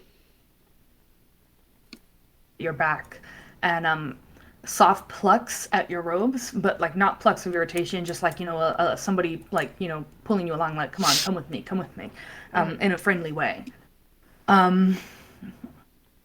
Alda is very, very like, I don't know what's going on, because I don't really believe in the whole, there's demons in this land area, but also,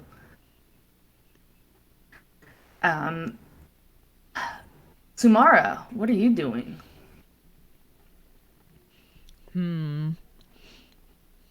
Well, I think I walk back into the chamber where the finger bone is kept, and I think the shadows are even more uncanny here.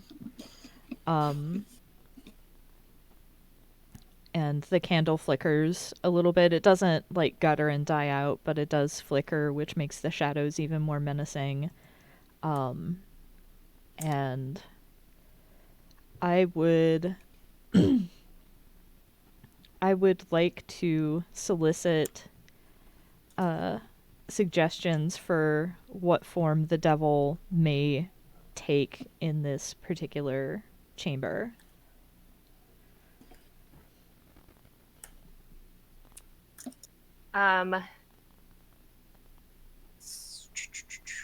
What is our, like, the sanctuary's relationship then? Like, because one of your your relationships is the local magus to the crown. So like, I always interpret, I am just that person that interprets magus as someone who can do magic, which isn't always what it means. So I kind of like the idea of like, but someone who's wearing the robes of that office and just, but like looks like the daughter, I think. I almost said Reverend Daughter again. And so, like, they're just kind of like wearing the robes of the official magus to the crown, but has the daughter's face. Ooh. Oh, and I don't think I was really good at describing it when I described the statue of the sorrowful daughter, but her face has just 6 eyes, and that's it. She doesn't have a nose or a mouth, and she's always wearing a cowl. And then, as I said, her eyes are always weeping because she sees the sins of the people, and they cause her great sorrow. So yeah, so her face is kind of uncanny. Yeah, she doesn't have a mouth or a nose. She's just a faceless entity with 7 eyes. Yeah. And that's just kind of looking at you. She's just vibing. She's just vibing. Nice. Oh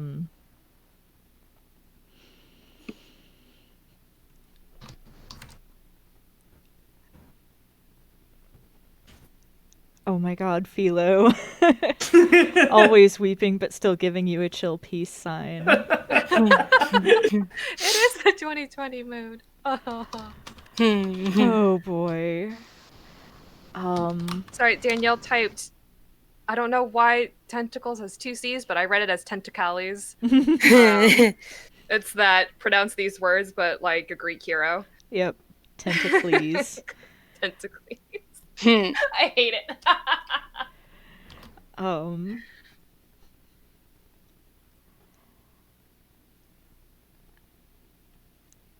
Yeah, I think Samara, like, she doesn't mince words. She just says, "Who are you?" and "What are you doing here?" Who do you want me to be?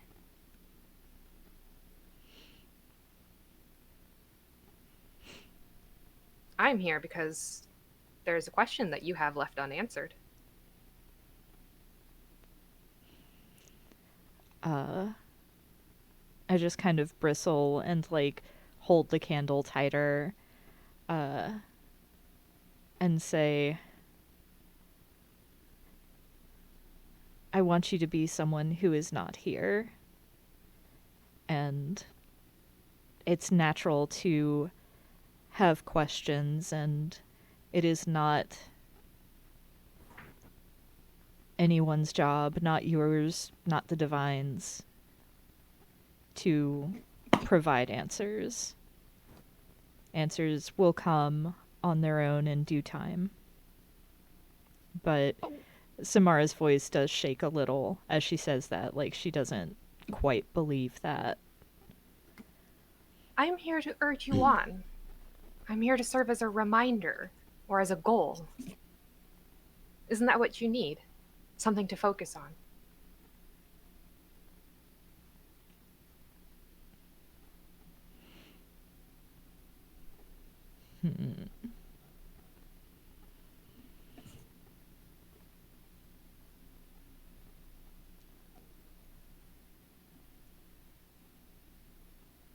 Samara says there's plenty to focus on here.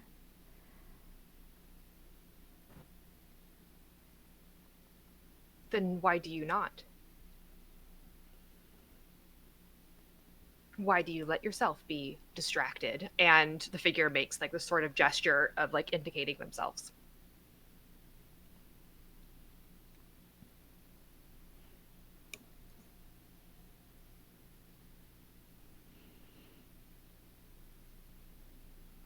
Oh, man.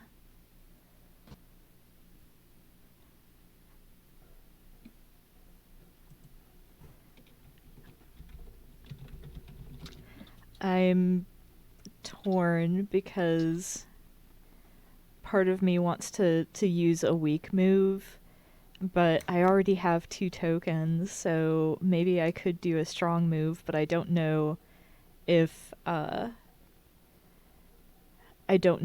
it's quite satisfying to have that happen yet, but we only have an hour left, so decisions.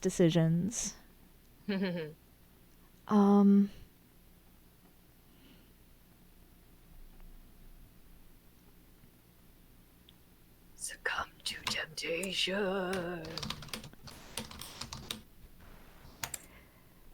Yeah, I think I am going to use the weak move of succumbing to temptation.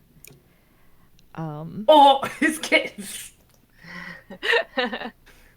I did describe it to us.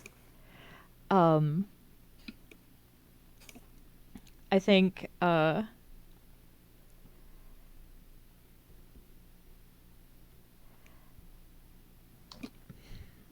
think Samara's grip on the candle is kind of white knuckle, and she like kind of holds it a little closer, but the flame is getting smaller. Even, you know how like when a candle's at the end of its life, like the flame gets kind of small before it goes out, and I think what it is that the figure reaches out and snuffs it for you. Ooh, I love that. It's really sexy. I love that a lot. That's really good. So, I was like, I'm gonna need someone else to hold that bell, or this. Oh, right. I'm like, this figure is just gonna press their advantage. This finger this figure reaches out, and the skin is all black, just like the statues, like black onyx. Pinches out the candle for you, and as this happens, you hear the bell. You hear the bell toll. But the bell in the tower tolls once, twice, thrice. Holy hour. It's 3 p.m. Oh, that would be about that right time, wouldn't it? You realize that you've been down here longer than you thought you did. It's not 3 a.m. It's not that kind of holy hour. You realize you've been down here longer than you thought you were, but you are now shrouded in complete darkness. The only light is a slight flicker of light coming from down, and it's very faint, coming from the hallway where Alda had lit some of the torches. So now you're alone in the dark with this figure. I think the bell toll, like as they extinguish the candle and the bell tolls, the figure disappears. Yeah. So now you're just left with your thoughts, which is worse. Keep in mind, you succumbed to temptation. You made a deal with that figure, whatever that was. It might not have been a traditional handshake deal, but you accepted. You got an arrangement for 3 a.m. Yep. You accepted something down there, so that might come back in the future to find you. Yep, definitely. And I think when that happened, also like the fennel smell that had guided her down there, like disappeared as well. So, like, sort of like a metaphorical, like, okay, you've turned away from me, so I'm turning away from you kind of thing with the divine. Or whatever they were. Yeah.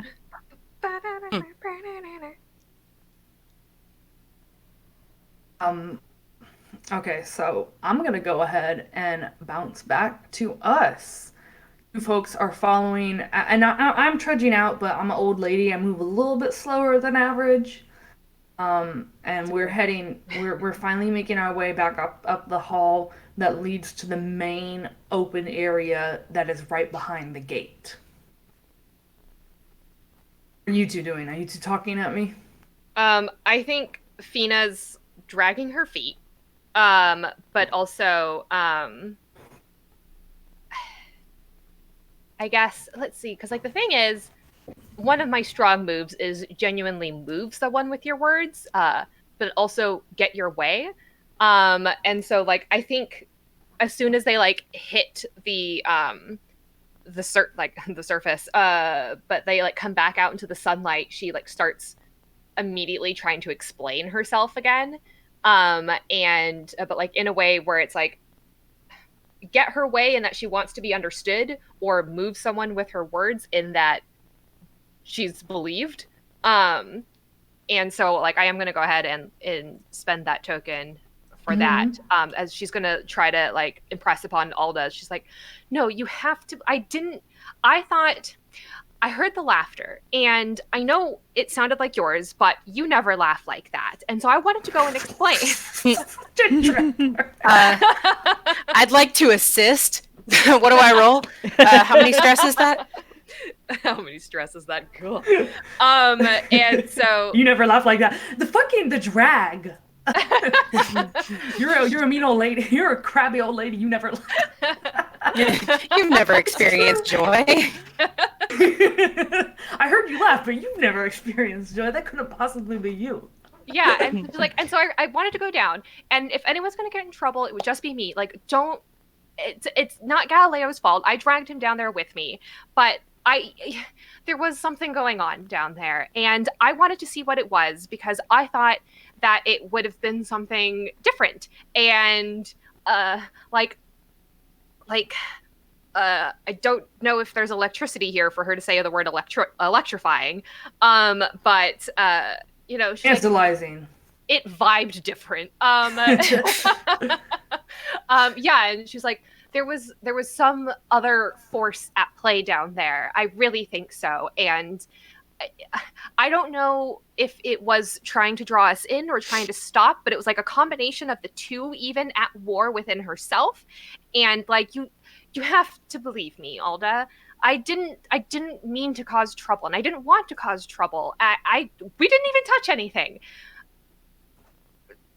Well, we opened doors. I didn't open the door. It was unlocked. Galileo, shh. So as you're speaking, I'm sitting there listening to you, and Alda, like, her face has that pinched expression, and it slowly becomes like less and less. It's like starts like unpinching, like kind of like her face starts relaxing, and she doesn't smile, but you get the sense that she is genuinely listening to you. Mhm. And I am going to spend a token to do a strong move and openly question a tenet of my faith. And as Alda is looking at you and listening to you, once you're done, she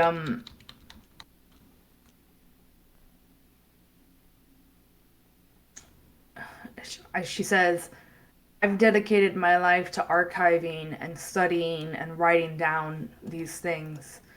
But why do we spend so much time writing things down when we could spend time communing with the divine? Commute with the divine. So yeah. You have moved Aldo because you have the tear tracks that like dried by now, but like the tear tracks on your face, the emerald, and she checked to make sure like those emeralds weren't pried out of the statue, so they Yeah. have been given to you, obviously. And she's impressed. She's impressed. Let me make sure that's not a token for you. Wait, hold on. This is a different playbook that I'm thinking of. I would say my token is preach to the converted, but she's not like not really I'm not preaching in converted. this case. Yeah. I mean, you are already converted, so yeah. But the yeah, so I like listen and nod, and I get what you're saying, and I realize that there is also something down there, like we were called to listen to something down there and to focus on something down there aside from our work, and I'm realizing that maybe I shouldn't be focusing so much on manuscripts and texts and should be looking at the world around me and the convent around me and the people around me. look at it with a novice's And as I'm eye. looking at the people around me, I realize, wait, where is Sumara? Yeah. I'm like, where is Sumara? Where is Sumara? And it said, in respect of what happened, I will forego any punishment, but we need to focus on finding Sumara. Sumara, where you at? I think. Hang on. I'm looking at the tiny screen in Streamlabs instead of actually looking at the full-size map because sometimes I'm a dingus. Let me look at the full-size map. I think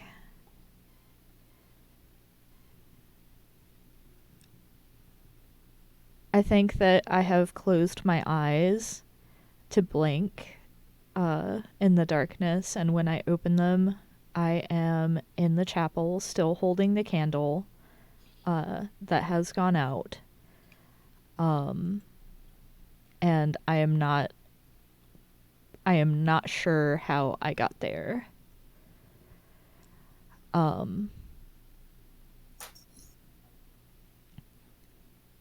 And it's 3 p.m. though, so like there are probably other folks in the chapel or filing into the chapel to start praying, right? Mm-hmm. So the mother usually leads the 3 p.m. prayers on holy days. yeah. So yeah, so I'm there and people are starting to file in, and maybe the bottom of my skirts, like the hems of my skirts, are still kind of like dusted with dirt from the catacombs, and shoot, let me look at my moves list. Okay, so it's a regular move for me to carry out religious rites. Like it's almost on autopilot though. Like my heart's definitely not in it. I'm still kind of shaken. I just sort of I don't put where do I put the candle? Like, Do you have a Catholic vibes, a pulpit like up front that you would put it on, or like an altar? Yeah. Because I know we've got the statue, right? Is the statue like maybe raised on an altar? Yeah. Yeah. It's, So it's behind the altar, but it is raised on like a dais. okay. So like I think I go to Or put the dais. I don't know candle. how that. Say Yeah, it. I don't know how to say it either. So we will just roll with it. I also always spell it wrong, so it's fine. Mood. Like I go to set the candle on the altar, but it's like something stops me. And then I put it down like in front of the altar. And I turn to lead the group through the 3 p.m. prayer, but like it's just completely rote. There's almost no inflection in my voice. Completely on autopilot. I've done this for years. I could do this in my sleep, and that's effectively what I'm doing. Do y'all come to the chapel? I think, Yeah. because like Alda's like, well, we have to go find Samara, and like as she says that and turns around to go and back down into the catacombs, it's like we hear your voice coming from the chapel, and it's just kind of like, wait, what? We didn't see her walk past us, but also it's like that's Well, it is 3 p.m. yeah, we're like, wait, does this make sense? She's never on time. But like also it's just kind of like that it's just been an entire like a step by step of timing. And so it's just like as soon as it's like, well, we have to go find her, and then you just hear her voice being like rising from the chapel and like calling out to the beginnings of the prayer.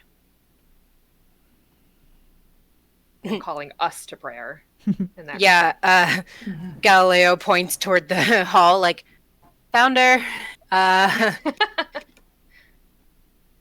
That's not good, is it? secret tunnel. It's fine. This is fine. Fine. Oh, good. I love when things are Alright. fine. I love when things are fine. TM.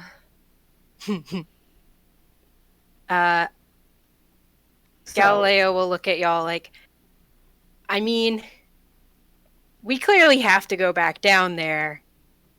And she's clearly busy. Do we just run in and scream, we have to go to the catacombs? There's a troll in the dungeon. Heh.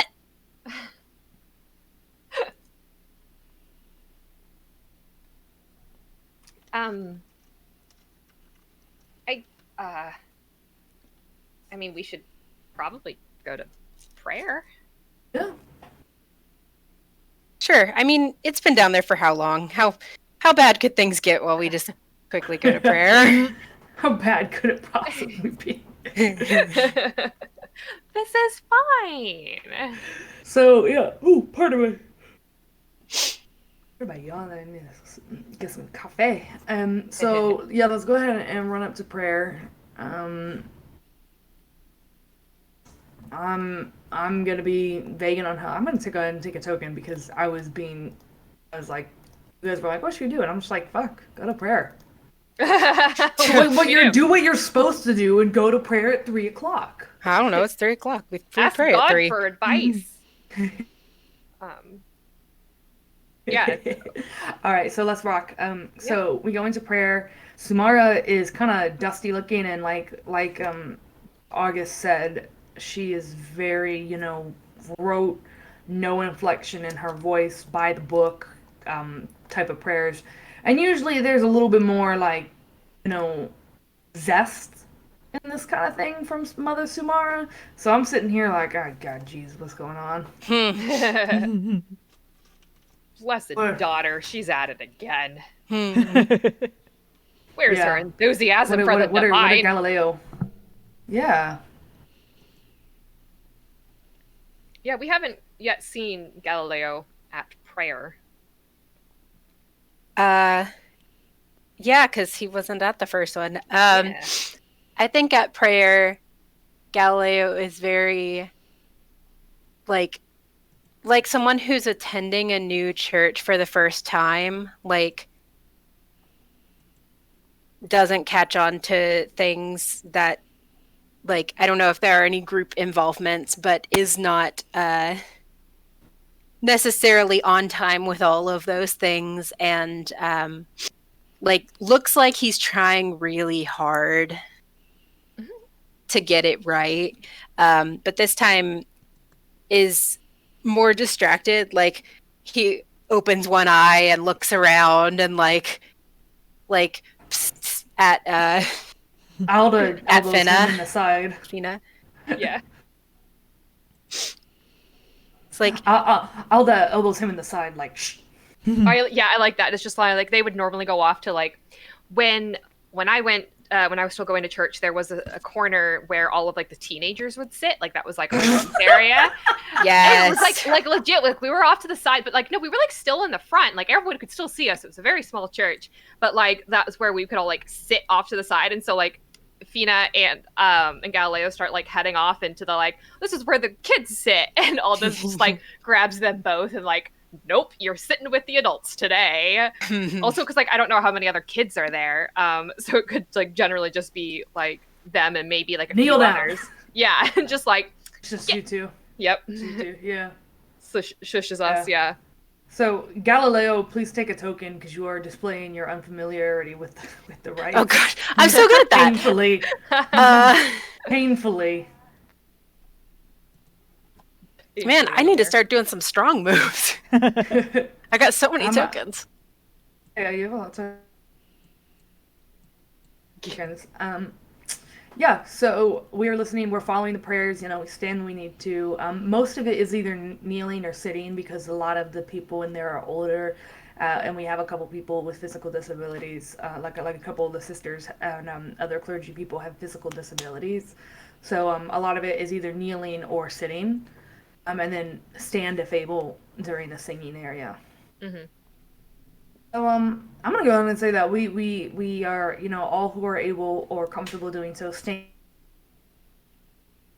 for the singing. And the mother, Sumara, who cannot carry a tune, leads us in the praise song. Mm-hmm. Who let this and- happen? and I was thinking about that, like, when August said it earlier, when they were like, "Oh, she can't carry a tune," and I was like, "Ooh, in a convent." That's I not know. good." Like, wait, who thought this was a good idea? So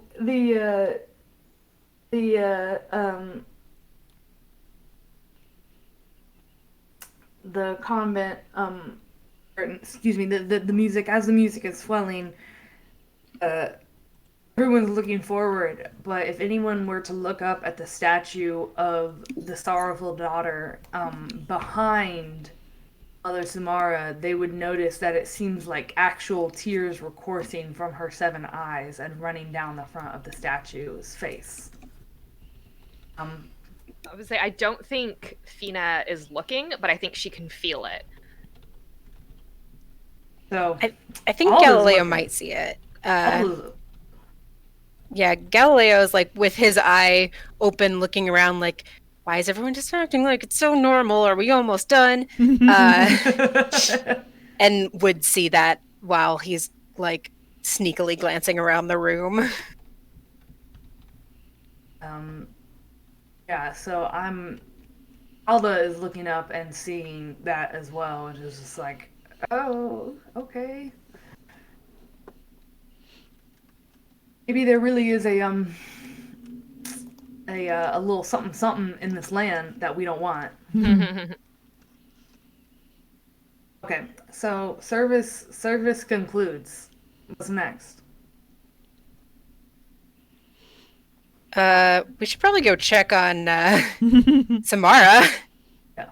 Like, hey, bro, you seem weird.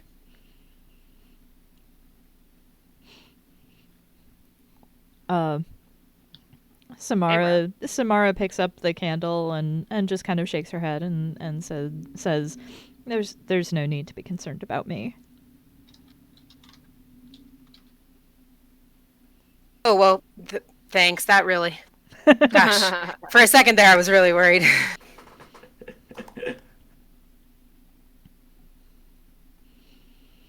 Where you been? All afternoon. I was searching for you. I'm glad to see that you've returned safely, although we will need to have some words later about what happened and what your duties will be going forward for the next month. At this point, Alda steps in and says, "Hey, if we could actually have a discussion about that tonight, would be great. Because the chore wheels are set on Sundays, so that would be when that would be when they would talk about like oh you were naughty, so the treeing duty for a month. Um, but Alda is going to speak on your behalf and be like, hey, Fina had a religious experience down there. So, Well, I mean, this is a place that's intended for religious experiences. Although I am happy that you were able to experience something so soon in your stay here. Fina does not look happy.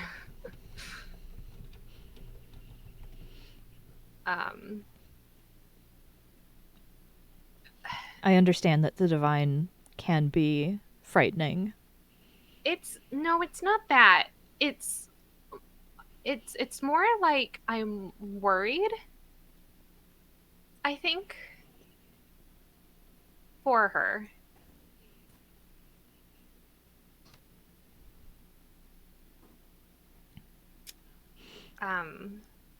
Samara just kind of like her brow furrows and she's like, "How do you mean?" At this point, Alda dips out. She's like, I'm not getting involved in this shit. I'm going back. She didn't say it like that. She's like, this is not my, I have spoken my piece for you as I can. I'm heading back to my study to look up some stuff. And she starts looking at ways to exercise and cleanse spaces. So, I do want to mention that we have half an hour left. It might be a good idea for us to kind of like step back into more like an idle dreaming mode and figure out like how do we want to leave this when our time is up. I'm honestly okay at leaving it like it is. I'm honest, like the whole like thing of like, oh, Mother Samara is gonna have to deal with some stuff in the future. Like leaving that as like a cool like implication, like Okay. not quite not quite cliffhanger, because we're not like, oh yeah, we're gonna come back and play it. Although I've had a great time and would enjoy playing with you folks again. But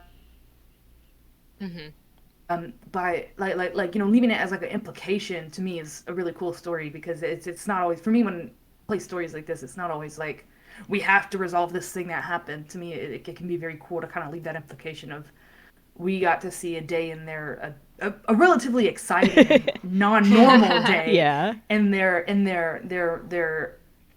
convent, and now they're gonna have to live with those consequences. And I'm cool with leaving it like that. Like we don't need to resolve the Mother Sumara as deal with the demon storyline 100% if you folks are cool with that. Yeah, and I think a lot of it, it's like, as it's fading out, it's also they can go it can like gloss over them like going back and looking around, but like at the same time it's like they don't find anything out of place or anything wrong or disconcerting. But like we the viewer or like the camera would see like those pieces like following them, and so it's like the like a ghostly hand being like laid on Sumara's shoulder, or the like a little uncanny light coming from the emeralds that Fina now keeps with her, type of vibe. Yeah, I like the idea of like a parting image of them walking, like to the two younger ones walking behind the mother to go get punished, and like they just walk by the catacomb door that leads down to there, and there's just like a lingering on the door as it fades to black. Yeah. Yeah, I like that a lot. Done with that. Hell yeah. Although now we have 28 minutes. Well, I mean, like, if you guys wanted to, like, because you're going right back to back, so, like, if you wanted that break. Yeah, that is if true. If you wanna dip out, and I can go ahead and summarize, like, say the ending with what you folks just said for people. Or we'll just sit here and chill and talk at everyone. Since you are going back to back, Sup, you can y'all? dip out and a little impromptu podcast about Well, I mean, cheese. we can also kind of like debrief, because that's something that I enjoy doing after a session, is just like talking about things that we enjoyed and that kind of thing. So Yeah. So we with that, deep in the heart of the God's Rock Mountains, we leave the sanctuary of the sorrowful daughter, but it sounds like their troubles and their joys are just beginning.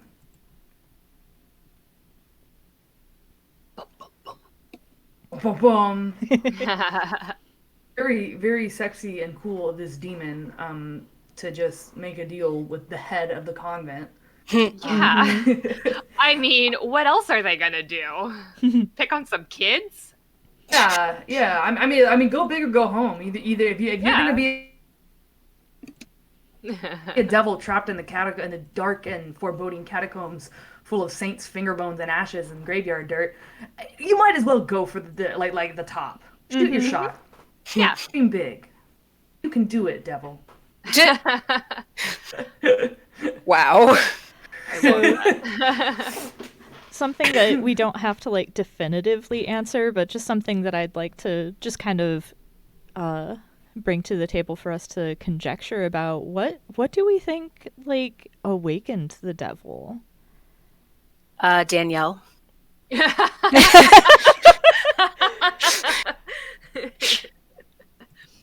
A donation to Rosette Medics in Portland. Hey! Drop that at the top. So capitalism and authoritarianism are what awoke it. Gotcha. Yeah, I mean, wouldn't it wake up something in you too? Yeah. I mean, the implication of it happening on like a holy day, plus like a day where like the mother is questioning her faith, and like the newcomer is fucking up again, and like things aren't going perfectly. Mm-hmm. Yeah. It's all an opportunity. Mm-hmm. And I think the interesting thing here is that in many tenets and in many religions and many belief systems, whether they be like, folklore on religion, religious sects, or etc., there are old things that, they're just waiting. Sometimes the untitled devil game. they're just waiting for the right time, and they don't necessarily need or want anything big, but they want something. Mm-hmm. Once they're awake, all bets are off. Mm-hmm. They're just snoozing. So, I mean, you put a bunch of bones in a location, and like you don't think something's gonna show up? Come on, be sensible. Yeah, that's yeah. fair. Let's go ahead let's go ahead and do a debrief. How's everyone feeling now? I'm Good. feeling really Yeah. good. You were really rad to play with, and I'm super glad I had this Yay! opportunity. Yeah, and you should plug your stuff because Yeah. I don't think that happened at the beginning. So take this time to tell people about you because they know about Oh, us. yeah. Okay, yeah, I'm sorry. Yeah, well, first of all, thank you folks so much for hosting me. This has been a lot of fun. I was anxious because I'm not always good on the spot. So I can be a little bit nervous, but I love describing stuff and I love religious imagery. I think Catholic imagery in specific is super sexy, and Mm-hmm. I don't think they deserve it really. No, they So really don't. I'm gonna take it by force. Yeah. I'm just gonna draw things and they can come out about it. So my name is Mercedes Acosta. Um, I am an indigenous, Caribbean indigenous game designer as well as a children's book illustrator and writer. I have only made two games so far, which are both horror games. What Happened is a missing persons magical realism horror game, and Los Arvoles is a game about a very evil woods that you walk into and potentially get fucked up by. They are both diceless systems. Ooh. What happened is what happened is a belonging outside the belonging game. Ooh. It's based on that August going to buy them games now. model, Yes. just like Please, Sanctuaire is. And yeah, please drop yeah. the If you itch folks ever link. want to, yeah, let me do that right now. So if you folks ever want to play that game, please freaking do it, and then just show me. Like I want to see people play it in action too. Um, I'm really. It was the first game I ever released, and it was a lot of fun. Oh no. Oh, I got. Oh, Okay. I got warned too. Oh, Uh, drop Oh it my I'm a in. God. naughty, gosh. naughty, Drop it naughty in boy. Discord, and since I'm Yeah, yeah. I dropped it in Okay. links. I got yelled at for Reason, stop all posting. caps. Why is posting Yeah, so, links against yeah, rules? I understand they don't want people like they don't want randos coming in and spamming shit. Yeah, Whether fair. it's like screamers or just some bots coming in and being like, click here to detoxify your anus, or that kind of annoying bot stuff that shows up. Yeah, and then Los Arboles is a mini horror roleplay game, and it's based on a playing cards is system, and it's just about some evil woods. What happened is actually in a bundle that will only be available for the next 2 days, which is ironically it's a bundle to fund Action Medics because in addition to being a creative, I also run a medic collective based in East Tennessee right now, and we provide care at protests to our local houseless population, to people who are victims of natural disaster or state violence or anything. And we have a bundle going right now that is $69 worth of stuff. Nice for all for $8. So if ironically, and that's why like when I was contacted, like, do you want to help us on this stream? I was like, hell yeah, I will do something to support street medics because street medicing is a really it's dirty. It's very dirty work, and I don't mean dirty like bad. I mean it's messy and can be hard and stressful, but it is really important. Um, Hell yeah, so that's awesome. yeah. And I also yeah, and I'm currently working. The next game I'm working on, I'm actually working on with my girlfriend, and it is a game about gay pirates. Yeah, Oh my it's not. gosh. It's actually not a horror game. It took me working with someone else to be able to not make a horror game. Look, that Woods game is calling my name. It's Oh my everything I goodness. want. I Yeah. love Scary Woods. Ask August how many videos we watch about scary things in the woods every night. It's true. Yeah, if you play it, please.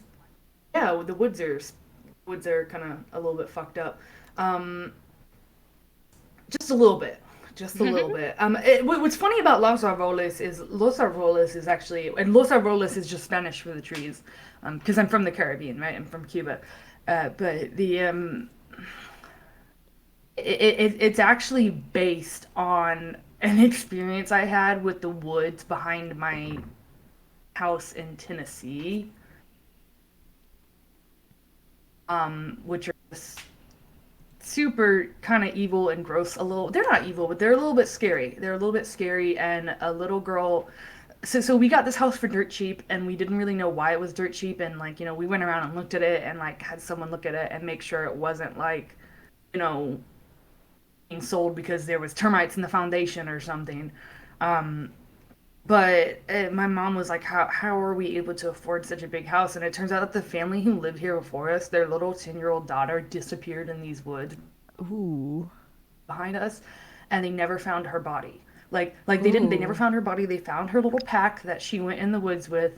But it wasn't like there was no signs of a struggle. It's like she had taken the pack off and set it on top of a rock, and they found it just neatly sitting on a rock. But they never found her body, and it's kind of scary. And I went back there one time and found the rock that reportedly her pack was found on, and there's an oak tree about 10 feet from it that has a weird like 4 foot tall bulge in the front. Like Okay, so how have I lived, like, how did I live in East Tennessee for yeah, most of yeah, my and it's life really and not know that? yeah, and it was kind of scary, and it's in the thing too. But there was one time that I had a literal but who was phone incident with them because my mom and I are both like, all right, neighborhood kids, don't go back in these woods at night because reasons. And one time I heard like voices coming from them at like 9 o'clock at night. It was like when it was dark out in the summer, and it sounded like the Martinez boys who live up the hill from us.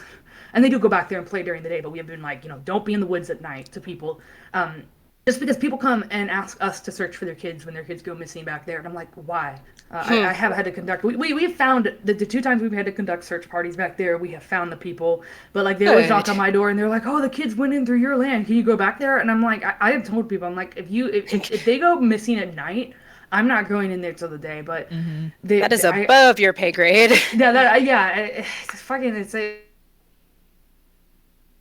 It's like, oh, we're scared of the conjure people that live at the bottom of the hill, until the kids go back there and they're like, oh, conjure people, please help us. And I'm like, oh, all right, okay, I see how it is. But so one time I thought I heard the Martinez boys, back there, so I was like walking up and down the fence, like, because I was like, it sounds like them, but what if it isn't? And my mom goes inside and calls Martinez's mom. And right as I was about to like hop over the fence because I was so worried because I'm like, you shouldn't be back there at night.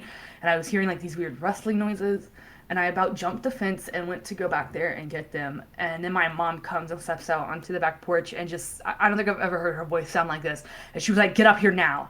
And so I hightailed my little, my little disabled ass up the stairs and at her. And I was like, Mom, what the hell? And she's like, I just got out the phone with Juanita and her boys are home and have been home all evening. Ooh la.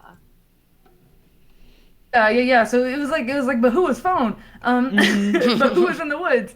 And so I was like, okay, that's some bullshit. I'm not going back there ever. And I haven't really had like any funky experiences since then, but I also haven't gone near the woods at night since then. And I'm just like, okay, that's enough. That's enough.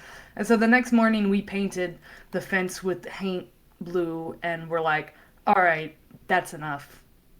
Fuck these woods at night. It's scary. That's legit. It's scary.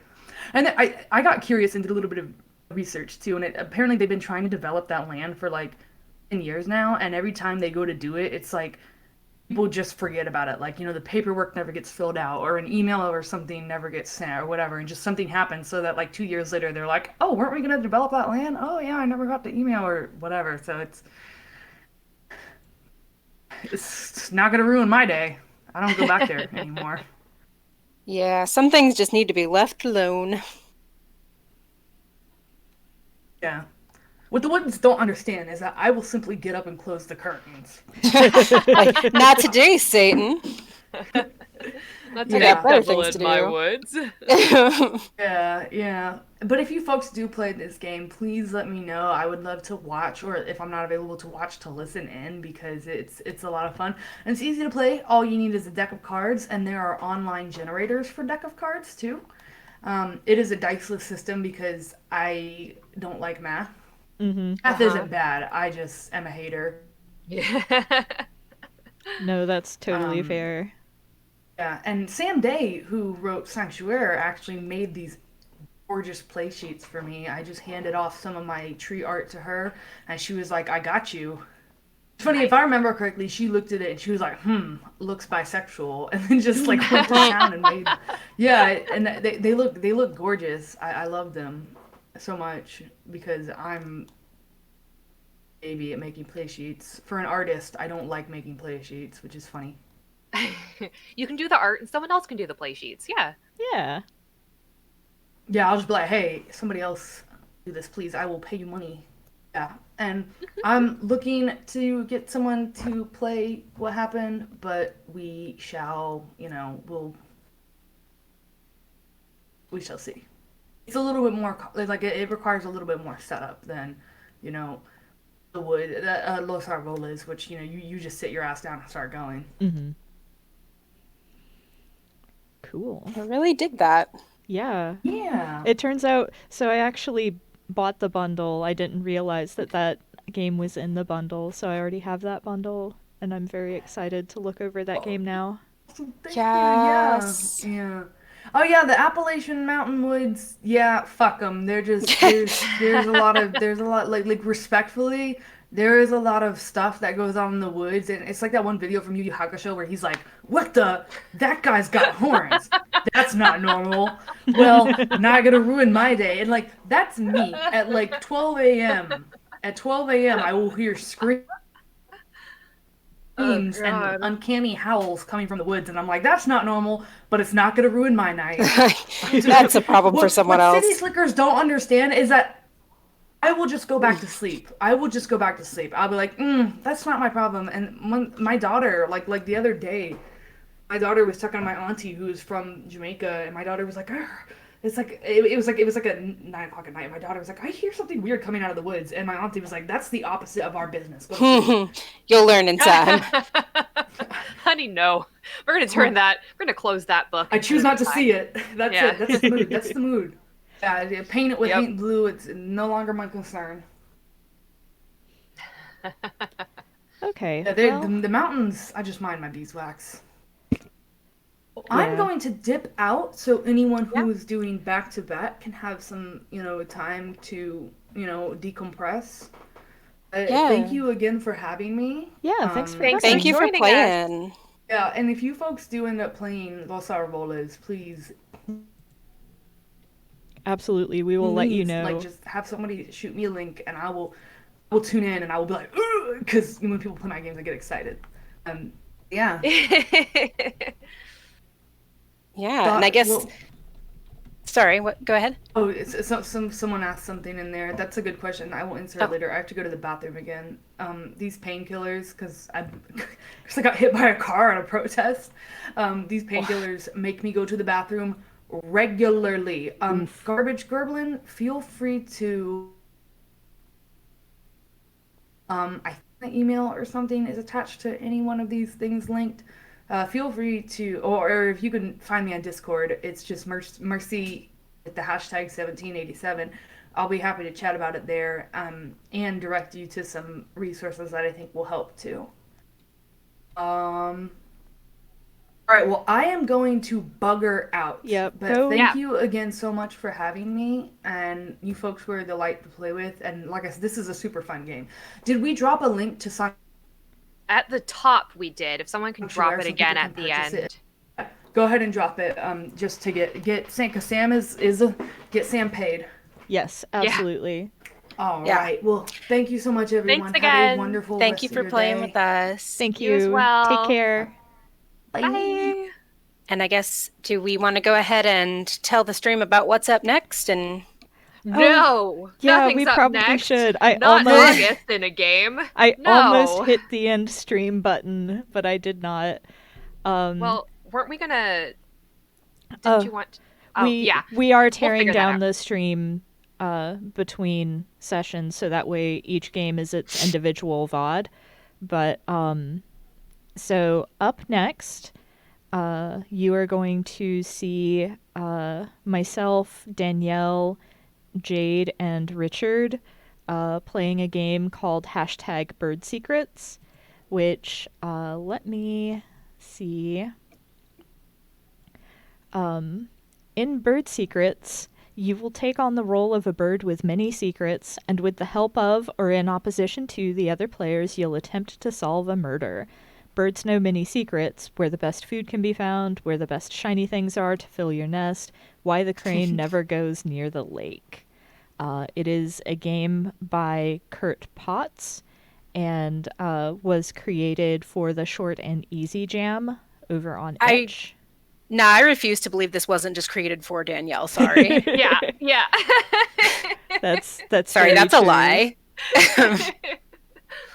So, that's what we'll be doing next. And I'm going to tear this stream down so I can do a bio break and adjust some things, but we will be back circa the top of the hour for our next session. Thank you all I'll be for back joining us. in a few hours. All right, Yeah, see you guys I'll all see later. y'all later. Bye. Hell yeah. Bye. Bye.